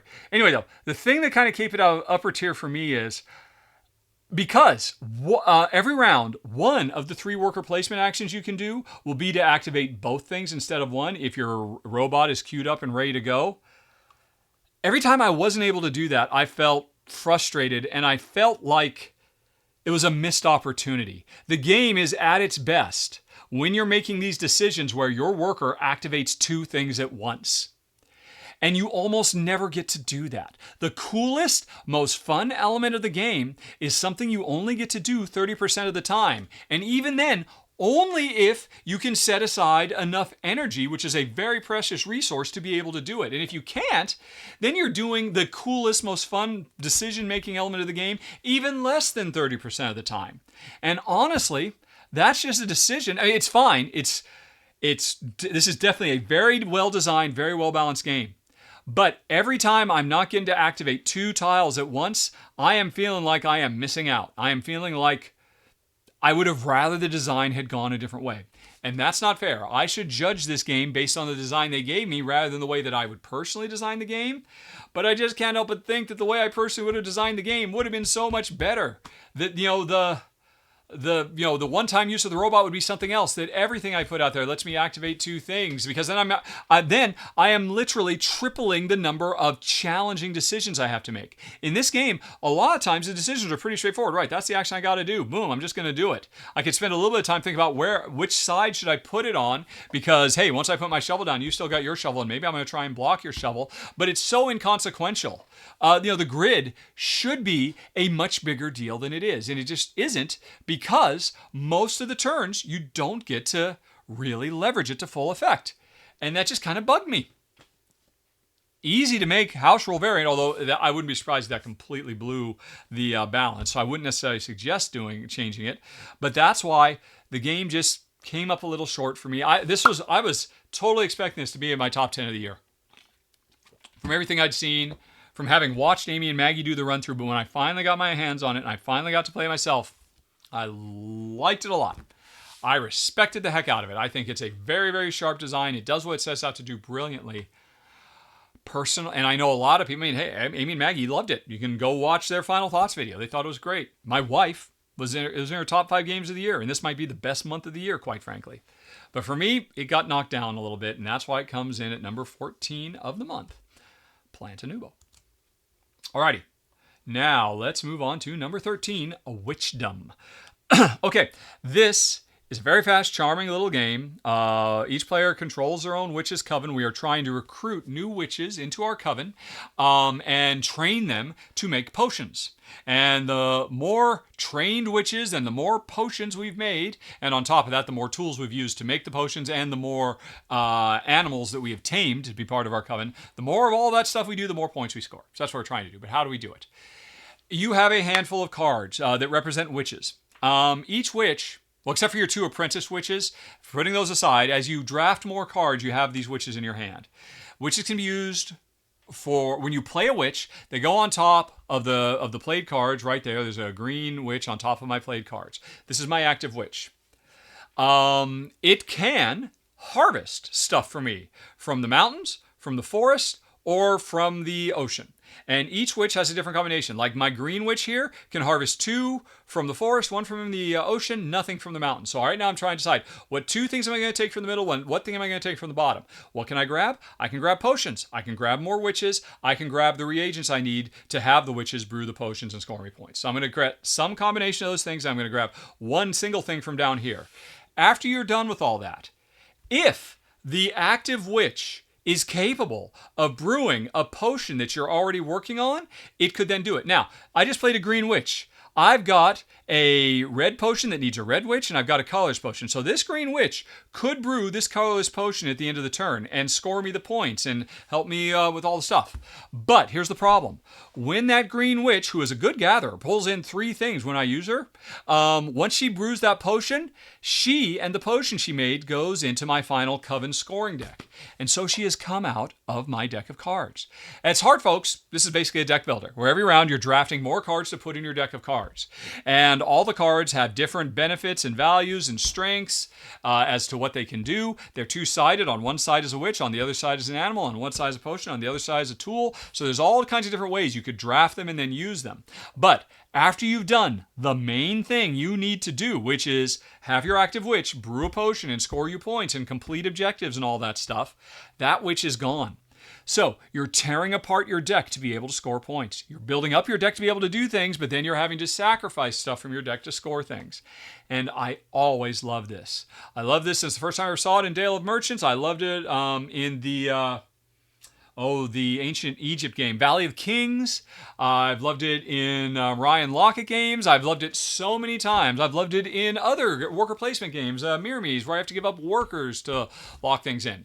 Anytime a game says, hey, you want to score these points? You have to sacrifice the tools that you use to actually score the points. I am there, and it works great here. It's fun. It's fast. It's really charming. It works great as a solo game. It works great as a multiplayer game. It's it's less than a half an hour, not quite filler length, but almost a filler game. And I really like it. I like it a lot. The only thing that keeps it from being, I mean, this has already beaten out a bunch of really great games on my list this month. It comes in at number 13. Not because 13 is an unlucky number tied to witches. Didn't even think of that till right now. But it comes in at number 13 because as much as I appreciate everything it does, it is still a bit on the light side. This is a gateway style game. Particularly because you can make the game a little bit simpler by leaving certain elements of the game out, like the animals that you can tame. Although I would never do that. I would definitely recommend anybody who plays games to just go right into the full experience of the game. But yeah, it's a sharp, fun little card drafting, deck building, deck deconstruction, set collection game. And I very much enjoyed my time with it. I highly recommend it if for folks who are looking for a great little family weight or maybe family weight plus game that I think anybody, it'd be very, very hard not to have a smile on your face when you're playing number 13, Witchdom. Alrighty. Now let's go to number 12 of the month, Tea Garden. This is a game from a brand new designer, Thomas Hollick. This year, 2024, he is putting out 3 games. I have played 2 of the 3, and they're phenomenal. Tea Garden is one of them. I've already done a run through. I'm not going to spend too much time on it. You can go watch the run through because I am already at an hour and a half, and I'm only at number 12. I got a long ways to go. Okay, so what is this? This is set in the Yunnan province, the Yangtze River Valley, back in, I think like 2nd century China, where the tea trade is starting to flourish, and we're trying to build tea gardens or tea farm plantations basically all over the map. The further out we build, the more bonuses we can unlock for ourselves. But the game itself is a deck builder where you have a deck of cards, and the cards all have a strength. And on your turn, you're going to have a certain number of cards in your hand. You could play one or more of them together as a bundle, and the more you put into a bundle, the more powerful the action you're about to do is. Right? And then what action you're going to do? You're going to build tea gardens. You're going to buy more cards. You're going to sell tea leaves to caravans. You're going to hobnob with the emperor. You're going to go to Tea Academy. But anyway, the more cards you play, like I've just played one action and I've used 2 of my cards to play it. That means I've only got 3 more cards in my hand. And you can see in a given round, I can do up to 3 or maybe 4 actions if I can spend some extra tea to be able to do 4 actions. So when I start a round with only 4 or 5 cards in my hand, depending on what I carried over from the previous round and stuff like that, well, ideally, I could do an incredibly powerful action. I could play all my cards and do one super powerful action. But then I'll be throwing subsequent actions away. So I could just do one super powerful one. And that's the crux of the tough decision making in this game that never gets old. Over the course of the game, you buy more cards, they have more powers. Another thing is, when you're playing a group of cards, you want to put a card on top of the group that unlocks bonus actions you get to do. So you're trying to save those cards to combine with other cards. When you play multiple cards, you have to bury some cards that just supplement the main card you played. So what bonus actions are you not going to do turn after turn? It's great. Thomas Hollick knocked it out of the park. My wife loved this one. I really loved it too. And I think a lot of people are going to be very, very impressed by it. It's a very audacious beginning to a young man's career in board game design. And I look forward to seeing what else comes from him in the future. It's number 12 of the month, Tea Garden. Alrighty. Now, let's move on to number 11, Galileo Galilei, which is another design from brand new designer, Thomas Hollick. And I've already talked about his other big game, Tea Garden, that I thought was absolutely amazing. Again, an incredibly auspicious year. 2 of his 3 games knocked it out of the park. This, spoiler alert, was my wife's favorite game of the month. She loved this thing to pieces, and I thought it was great too.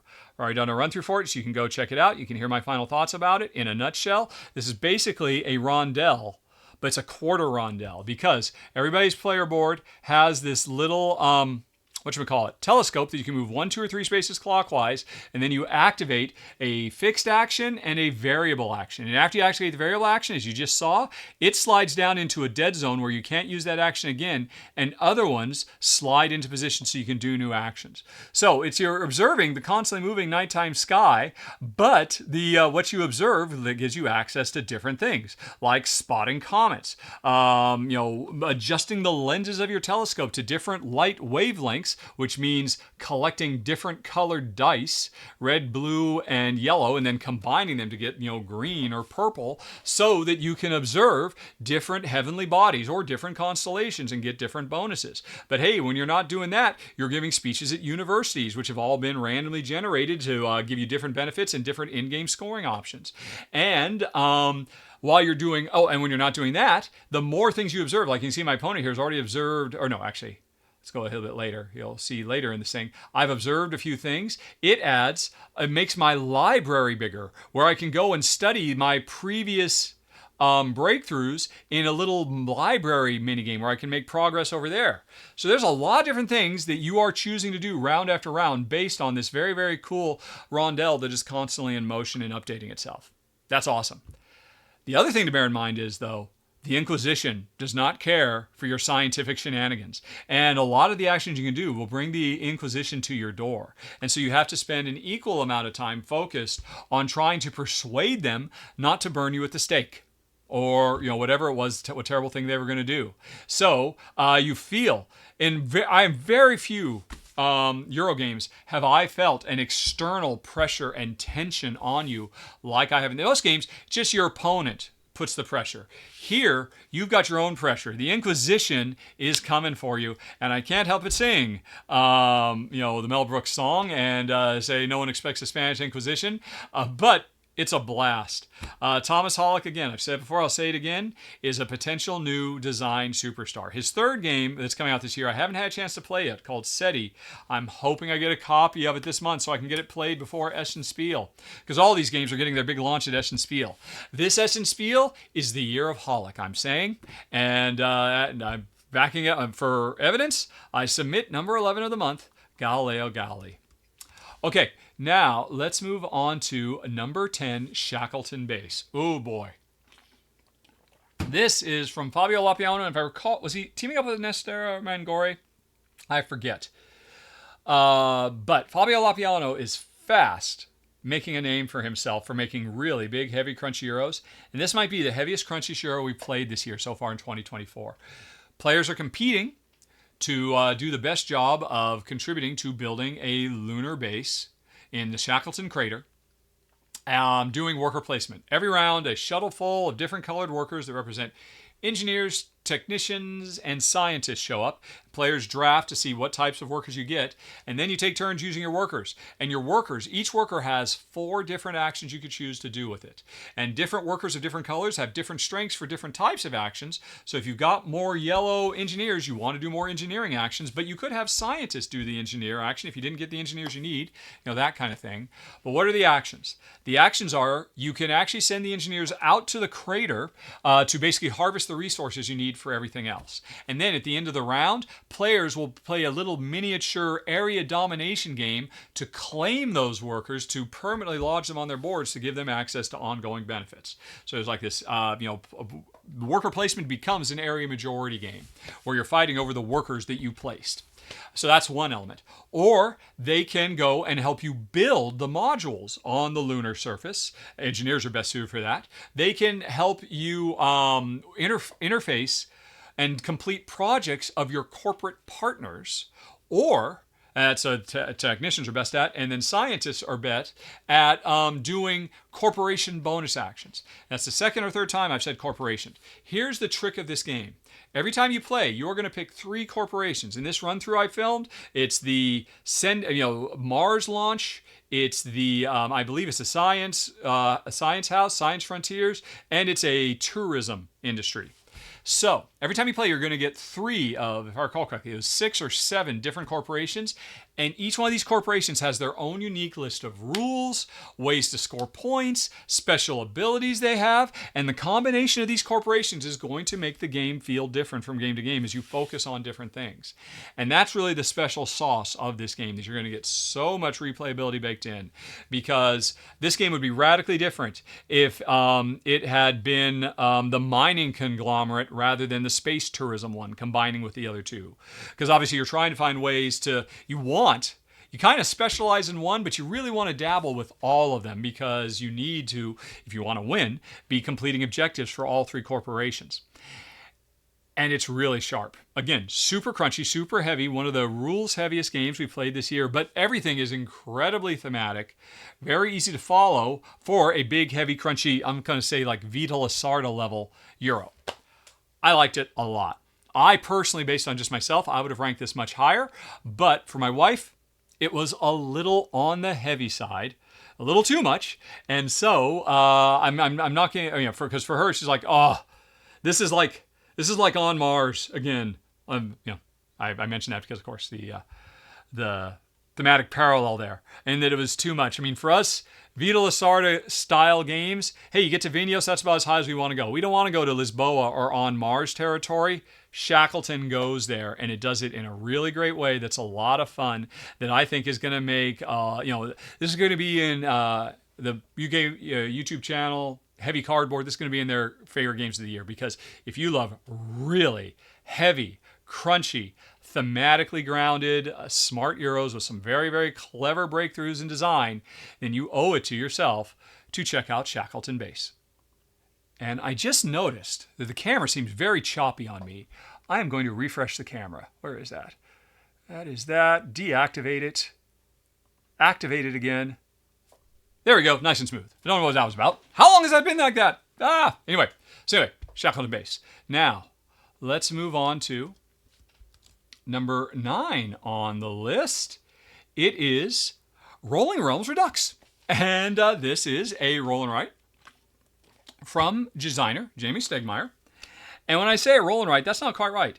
This is all the roll and writes, because the whole idea of Rolling Realms is it is a box that comes with a bunch of rules individually packaged for different little mini roll and write games themed after a whole raft of popular board games. It originally started out only being based on other games from Stonemaier Games, but the whole industry has fallen in love with Rolling Realms, and every board game publisher out there wants to have a version of their game, a little mini roll and write game based on their game, whatever it is, available. So many promos have come out for Rolling Realms over the years based on so many games from so many other publishers. And now, so there's the original Rolling Realms, there's all these little Rolling Realm promo packs, dozens of them, I think.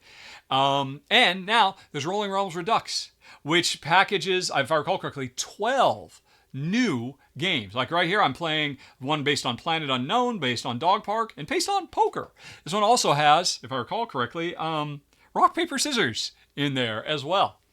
But how does it work? If you haven't played Rolling Realms, you pick 3 random realms, which is to say 3 very simple sets of rules.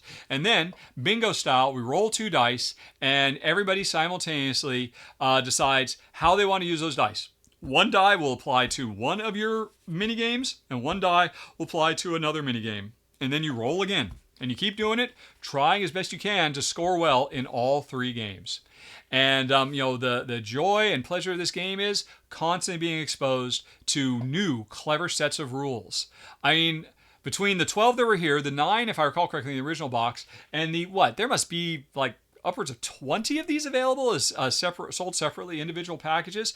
If you just had a full set of Rolling Realms, you would be able to, you would have roll and rights to play for the rest of your life and never get tired of it because of all the ways they combine and it's just absolutely lovely system. I've been a long time huge fan of it. And I will say I was a little disappointed because when I first heard about this, here's what I thought it was going to be. I thought this was going to be Rolling Realms, the big box, which is going to say it was going to basically be, hey, it's original Rolling Realms plus all of the little things for the dozens of different games that have gotten their own little mini games. Because there's just too many of them to track down now. There's so many of them. But that's not what it is. And that's okay. I just didn't know. Here's the sad tale of woe. I just assumed this was going to be the Rolling Realm big box. It was just going to be a collection of everything that's come out so I got rid of my original Rolling Realms, sent it off to the Dice Tower West Convention Library. So I thought, I'm going to have this one. It's going to have everything. And now, oh man, folks, I am feeling the FOMO like I rarely have. Because now I've got all these 12 new games, but I want to mix and match them with the ones that I remember from the original. Now I don't have the original one anymore. And I still don't have the 50 bajillion other little ones. So, here's the deal. I am hoping somewhere down the line that Rolling Realms, when Jamie Stegmaier, Stonemaier Games, finally has had his fill and made enough little, has basically conquered every single potential roll and write mechanism that could ever occur to man. I don't know if it'll take 100 of these things for him to do it, but he'll eventually just package them all up into one big box. Because I do not have the wherewithal to track all the individual ones down. But if that's who you are, check it out, because this is as good as it has ever been. If you're trying to decide, should I buy Rolling Realms or Rolling Realms Redux? I would choose Redux because it comes with more games. And then you could pick up Rolling Realms later on down the line. And then you could start seeking out all the little ones for your favorite games that have gotten transferred into Rolling Realms form. That kind of thing. I think that's kind of the intent. You don't need to have all of them. I mean, honestly, the original Rolling Realms was enough to be a game on its own. But I just want more. I should say one more thing, though, about this. Besides adding a bunch of new, let's see, let me bit forward ahead. You've seen 3 of them. Let me go. I know I played with 2 sets in this run through I did.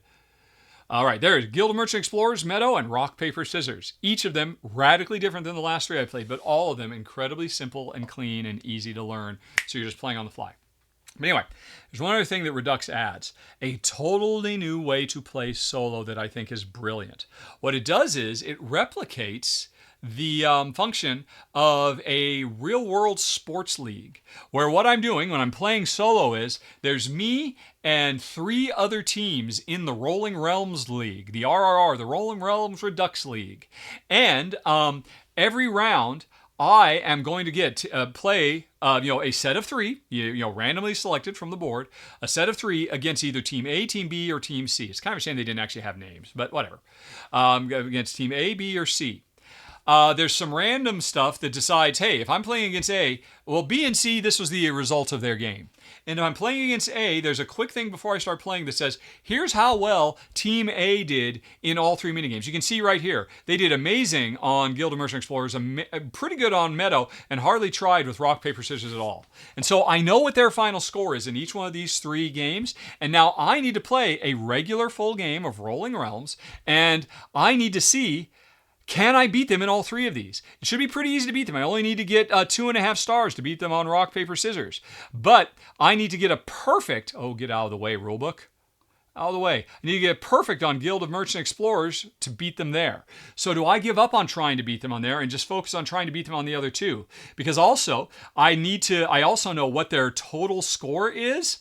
And I need to beat them with all 3 of my games across all 3 of them. I need to beat their massive score, because at the end of this game, basically I get points I get a point for every one of the different games I beat them on, and I also get a point if I beat them on the overall score. And so I tally how many points I got. Did I win overall? And then there is this league rankings thing that shows me right now. I scored 3 points in the first game, and we're finding out how many points am I going to score in this second game. And if we scroll ahead a little bit, my apologies to people who are actually backers of the show. I'm going to spoil the end of this little playthrough I did, so I could show how it worked out. I think I did pretty well. If we can just zip ahead a little bit, if YouTube will let me. Hi, YouTube. All right, no, it's almost all the way at the end. All right, there we go. So as you can see, at the end of this, I scored 2 points. And, so in my first game, I scored 3. My second, I did 2. Team A did 2 and 3. So for winning the entire league and being able to move your way up into higher championship leagues, like how football works in England, which I never even knew about until I watched Ted Lasso, I have to come out on top overall, in which case I leave the Bush Leagues and I go to the next higher league. And I'm trying to make it all the way to the Champion Premier League. And as you play through higher levels, the challenge gets tougher and tougher to come out on top. And I have to admit, I tried this because it was a whole new thing, and I was doing a solo run through for backers of the show on Patreon or here on YouTube. And, oh, by the way, here's a few more. Flamecraft, Ottawa, Wonderland's War, so many different games you could play, all of them with different little rules.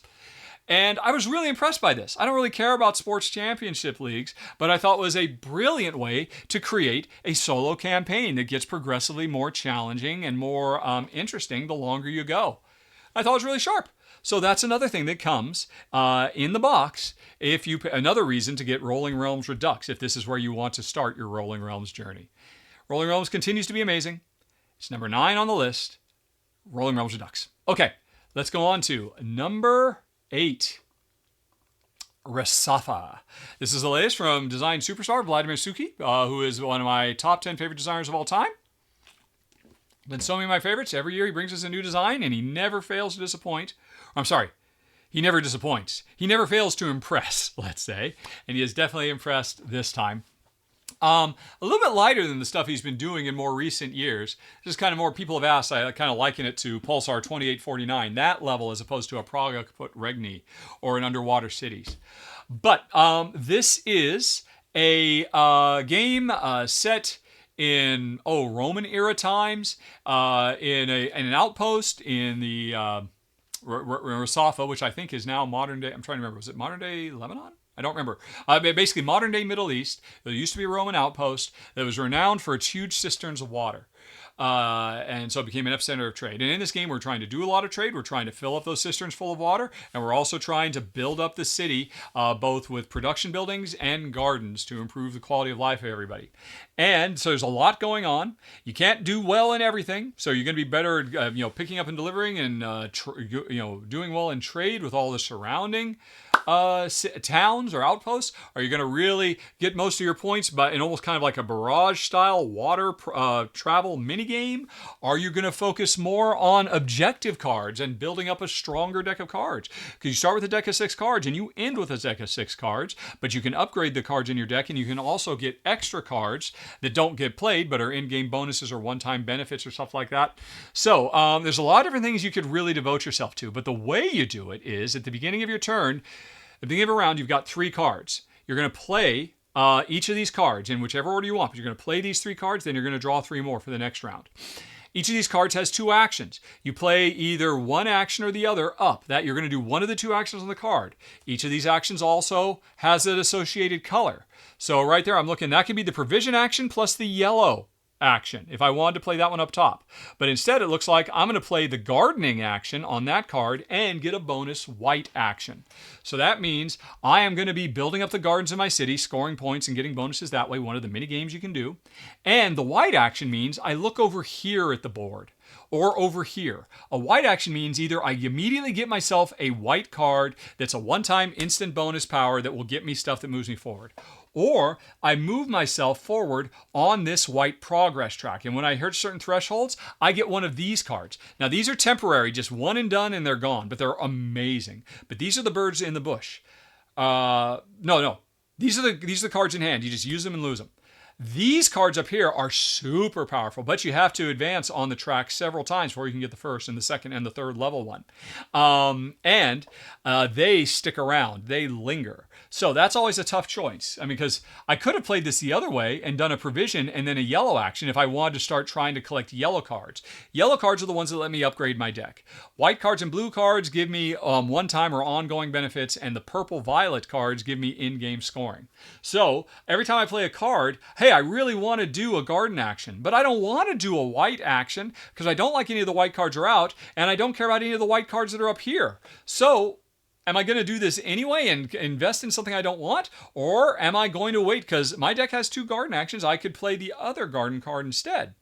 So that's the crux of the tough decision making. Everybody starts with the same deck of cards, and it gets very, very interesting, very, very challenging figuring out how best to play them with the right timing and the right combination of main and secondary actions, which are then spread across a huge board of possibilities that you could go after. Building up things, building gardens, doing the water game, all kinds of stuff. And no surprise, like always, it's brilliant. Vladimir Sushi is just, king of the world. He can do no wrong, and his latest, Resafa, is number 8 of the month. Okay, then let's move on to number 7, Stonespine Architects. And folks, this is the latest in the Role Player Universe series of games from designer Thunderworks. Is that right? Yeah, I'm pretty sure. Role player, cartographers, role player adventures, and stuff like that. This is a new game. Lock Up. They've got a bunch of games in their fantasy universe. This one is we are architects of dungeons trying to build the best dungeon in the Stonespine Mountains. Hence the name. We are the Stonespine Architects. And this is a drafting game. I've got a hand of 4 cards that represent different rooms in my dungeon. I'm going to pick one, hand the rest to my neighbor. And we build the dungeon one floor at a time. The first floor, and then the second floor. It looks like Amy and Maggie, who filmed the run-through for the channel, are just starting on their 3rd floor. She's trying to figure out what she's doing, and there's a lot to consider. The cards that provide more money will let you buy more stuff, accessories to decorate your rooms, but you have objectives for trying to get certain cards in certain locations based on your blueprint over there. There are public objectives that we're trying to do, like having more of a certain type of creature in your dungeon, whatever it might be. But then you're also trying to puzzle out how best to lay these out to make contiguous paths of trails that will lead back to the dungeon entrance or later the dungeon exit, so you can score points that way.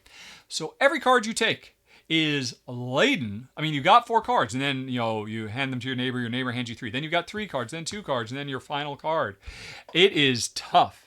It is fun. It is fast. It just never gets old. It's a lot of fun. And and the first half is you do all this drafting. Then you tally up however much money that floor made you. And you better believe the cards that have more stuff in the room make less money. The cards that need more accessories give you more money. And then at the end of the round, you are going to take turns buying stuff from a market. That you can use to decorate or create, hidden passages from one room to another if you couldn't quite get your rooms pointing in the right way. Really clever, very fun. And in such an amazing month, Stonespine Architects comes in at number 7. Really blew Jen and me both away. Highly recommended. Stonespine Architects. Okie dokie. Let's move on now to number 6, Apiary. Or more to the point, Apiary with the new expansion called Expanding the Hive. And I was a huge fan of Apiary when it came out. Didn't quite make my top 10 of the year, but it was still very highly rated by both me and Jen. And it's finally got its first new expansion now. And it is full of good stuff. Now, I should say, this is not one of those expansions that introduce some new core way of playing. Pretty much no new mechanisms are invented at all here, or very, very little. This is just more, I guess there's one thing that's really game changing. You start out the game with your own personal space honeycomb, trying to fill up, with all the different tiles that give you ongoing benefits or one-time benefits or harvestable benefits or in-game scoring or whatever, by doing worker placement with your little upgrading bees, right? Everything about this is the same, including being able to create new bee dances that create new ways you can convert resources, exploring the galaxy and finding colonizing new plants with your space bee colonies and determining what they're going to generate, getting all kinds of special powers. All this stuff is here. But one of the things was you in the original game and now, you can expand your original player board with these, I think they're called frames, which is to say they are more places. You can build a bigger and bigger, hive, right?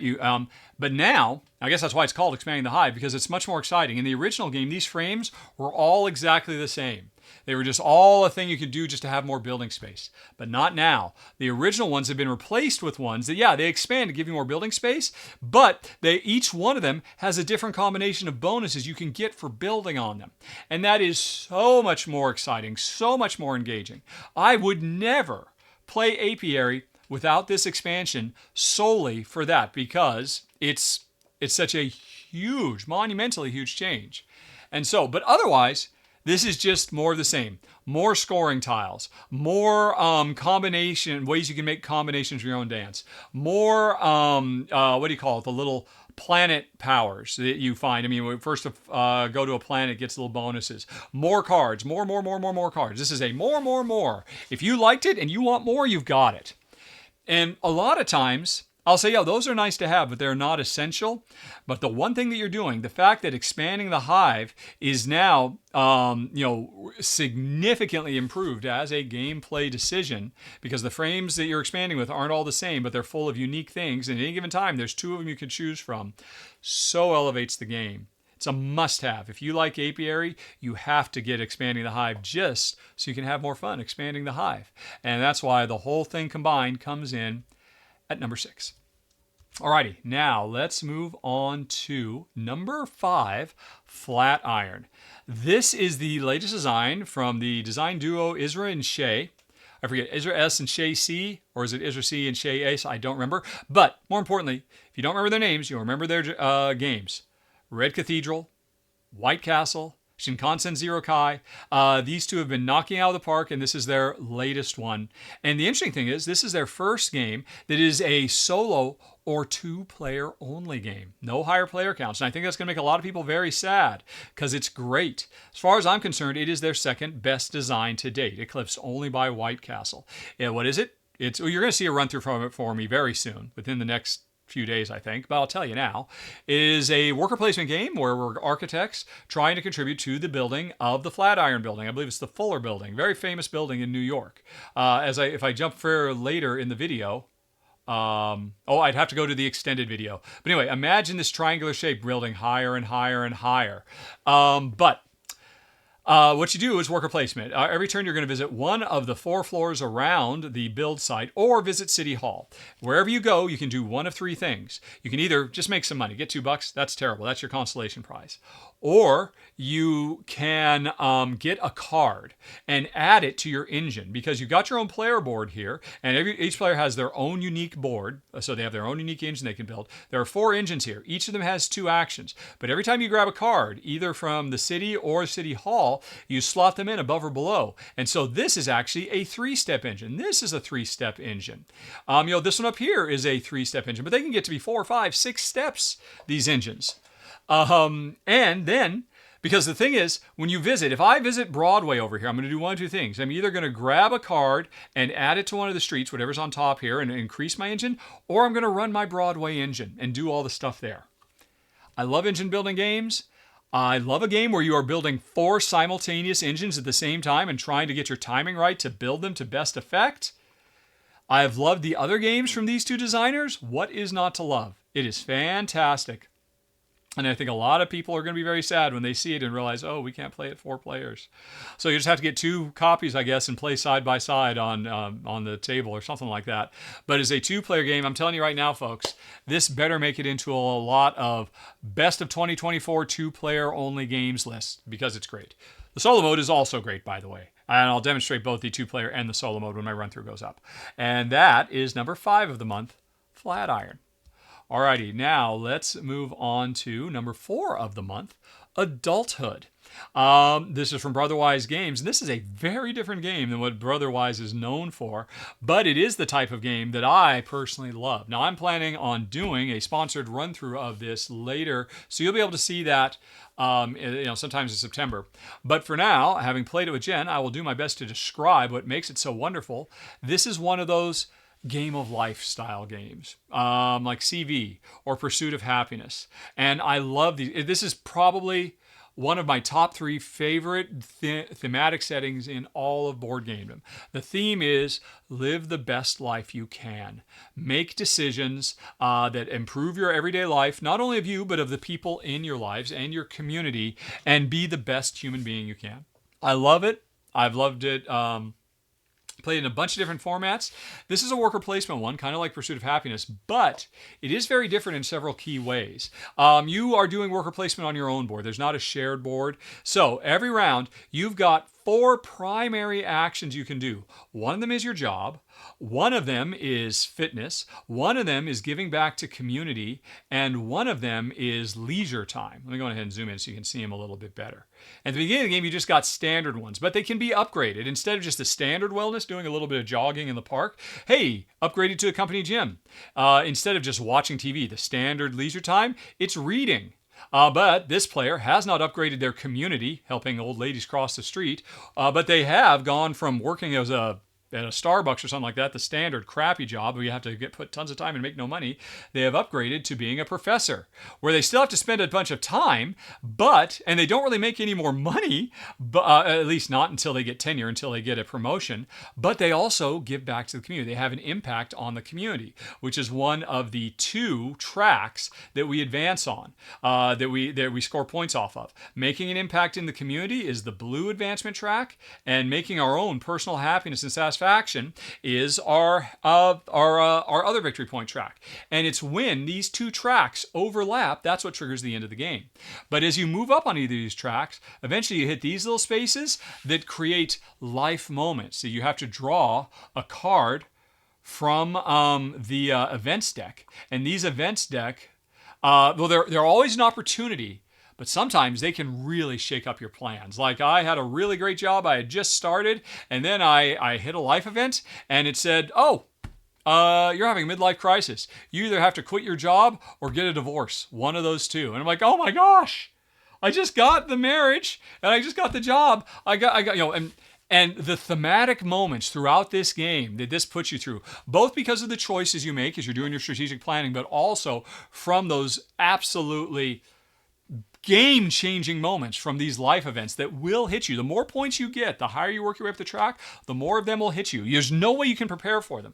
But any lost thing that you might get from, say, a midlife crisis, or, I don't know, somebody hit your house with a car, or who knows what, those always give you some type of opportunity as well. Even if you have to make sudden changes you weren't planning on, there are ways you can pivot and do new things. And if anything, I think that's the message of this game, that you cannot plan for everything. You can't do it in life. You can't do it in this game.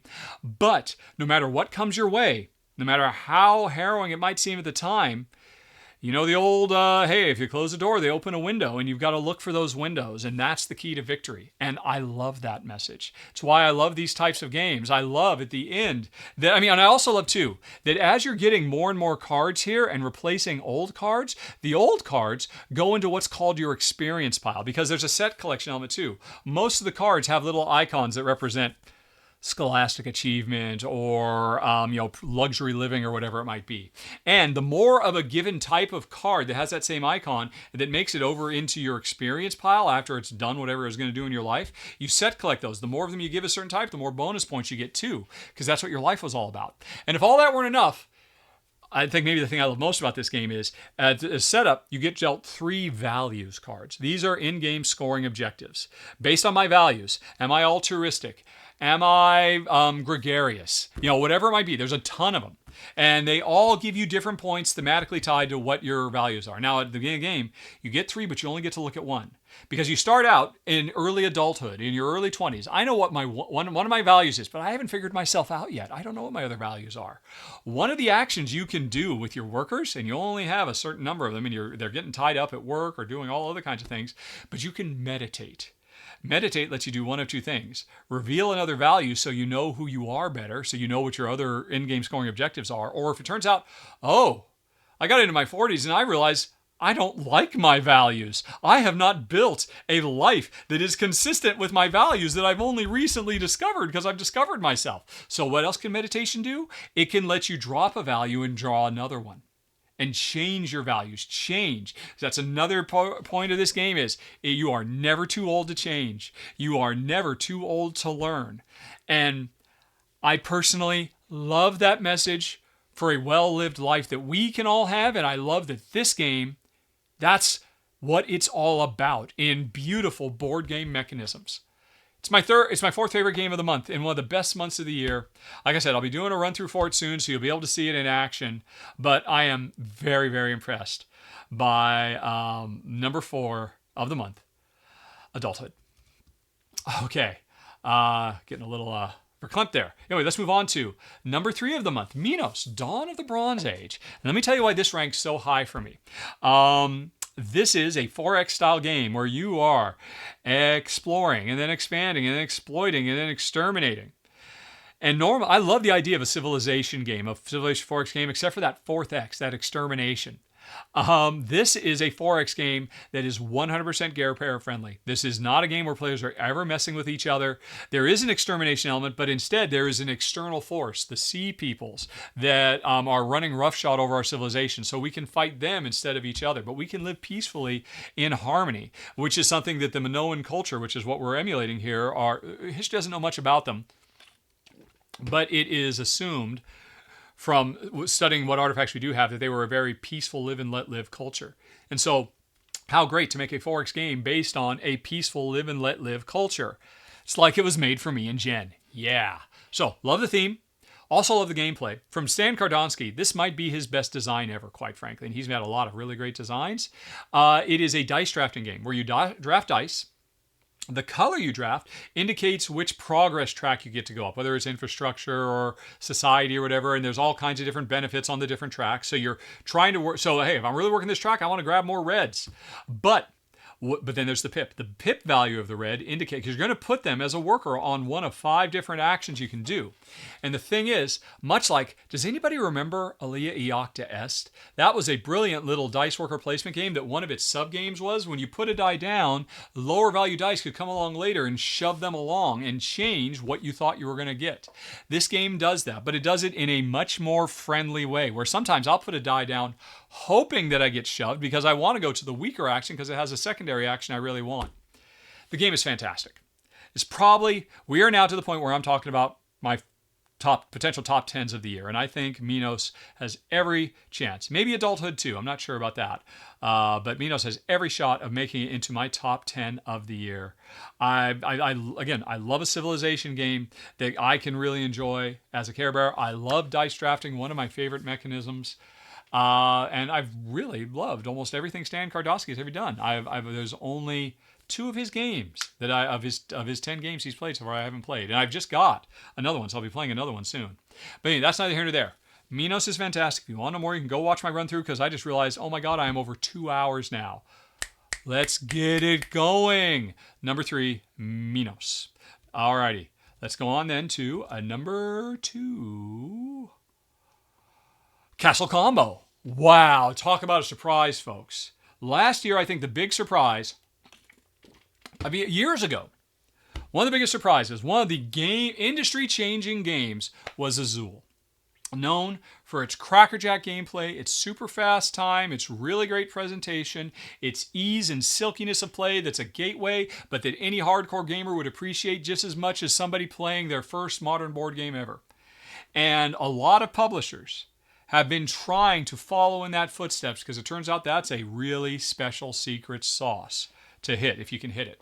And every year, we've had a few contenders for the Azul crown. And I'm telling you right now, folks, this year, one of the biggest ones is Castle Combo. I did a run through for it. You can see why. You can watch me play it.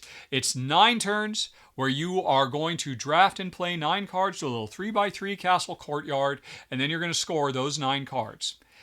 It sounds super simple. I could teach you how to play this game in under 5 minutes, everything you would need to know.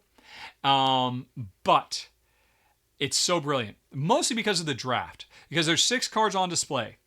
As you put more cards into your courtyard, you are desperate for certain types of cards. And chances are you can see those cards, but they're not available to you because the town crier is right now in the town. I need them to be in the castle on my turn so I can draft from the castle instead of the crown. So I can spend my precious keys, which are victory points. I can throw victory points away to move the crier and then get one. Or I need somebody from the town, but not these types of people. So I can throw my precious keys away, throwing victory points away, to discard them and draw different ones. I can't do both. I do one or the other on a turn. And then, however it's ended up, I got to pick one of those 3 cards. I've got to be able to afford it, and money is tight in this game. So you're always looking for ways to combo your cards to make points, but you're also always looking for ways that these cards are going to make you money now so you can buy the cards you need. Because you don't want the right card to come out and then turns out, oh, you can't buy it. Every choice is laden with consequence. It is a simple game. It is a fast game. It is an elegant game, but it is a tension-filled game. It is a compelling game. I think I would almost be inclined to draw parallels to Calico in the sheer level. I mean, I'm nail biting and my and when it's not my turn, I know what I need to do, and my toes are tapping, and I'm just like, can I please get this done? Will you please take your turn? Stop taking so long, because I'm so excited. And it's a filler game, folks. I mean, you will play this game. I mean, Jen and me, we can play this game in just about 10 minutes. Under 15 minutes, and that includes getting it out of the box and putting it into the box at the end. It gives you so much bang for the tiniest buck. It's an incredible design achievement. There's no way it doesn't make it into my top 10 of the year. And people all say I'm crazy if they watch the video, but you can try it right now yourself on Board Game Arena. It's not the same. It's never the same as actually having it in your hands, but give it a try, folks, and I think you'll be pleasantly surprised. Maybe as surprised as I was by number 2 of the month, Castle Combo. And there's only one more to talk about, folks. The best game of the month, the best game, very likely, of the year, Saltfjord. Now, this is a remake of one of my favorite games of all time, Santa Maria. Santa Maria was in my top 20 forever. Saltfjord is now in my top 20. I got rid of Santa Maria because Saltfjord is better in every way. It has all the same brilliant tile laying, dice drafting, engine building gameplay that Santa Maria had. But it adds additional stuff like one of the most robust goods conversion systems I have ever seen in any game that is just a fun, satisfying little mini game on its own. It has added an extra exploration element that never really existed before with the idea of fishing in the Saltfjord itself. It has replaced progress meters that the original Santa Maria had with brilliant tech advancement, tech meters that are not tech trees, but technology advancement things that you have to decide how you're going to do. The special powers are aplenty. Everything about Santa Maria that has made me rave about it for years, every single metric, this is improved upon Santa Maria hugely.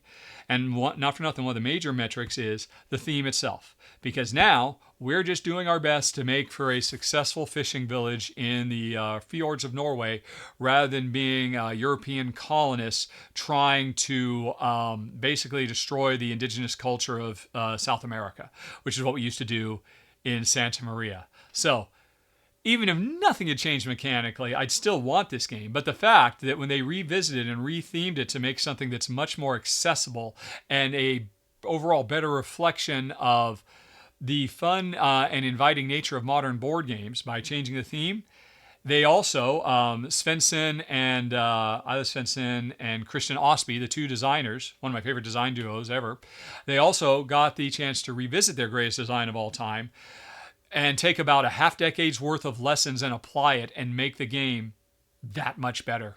It's amazing. There's some really great games coming, including some Feld games, some Uwe Rosenberg games. Can any of them beat this? I don't know. I'm calling it right now, folks. Saltfjord's probably my game of the year, but time will tell. And done. Oh my goodness. That was a lot. I think this might be my longest roundup of all time. I keep asking folks, are they too long? And everybody keeps saying, no, Rahdo, keep them going.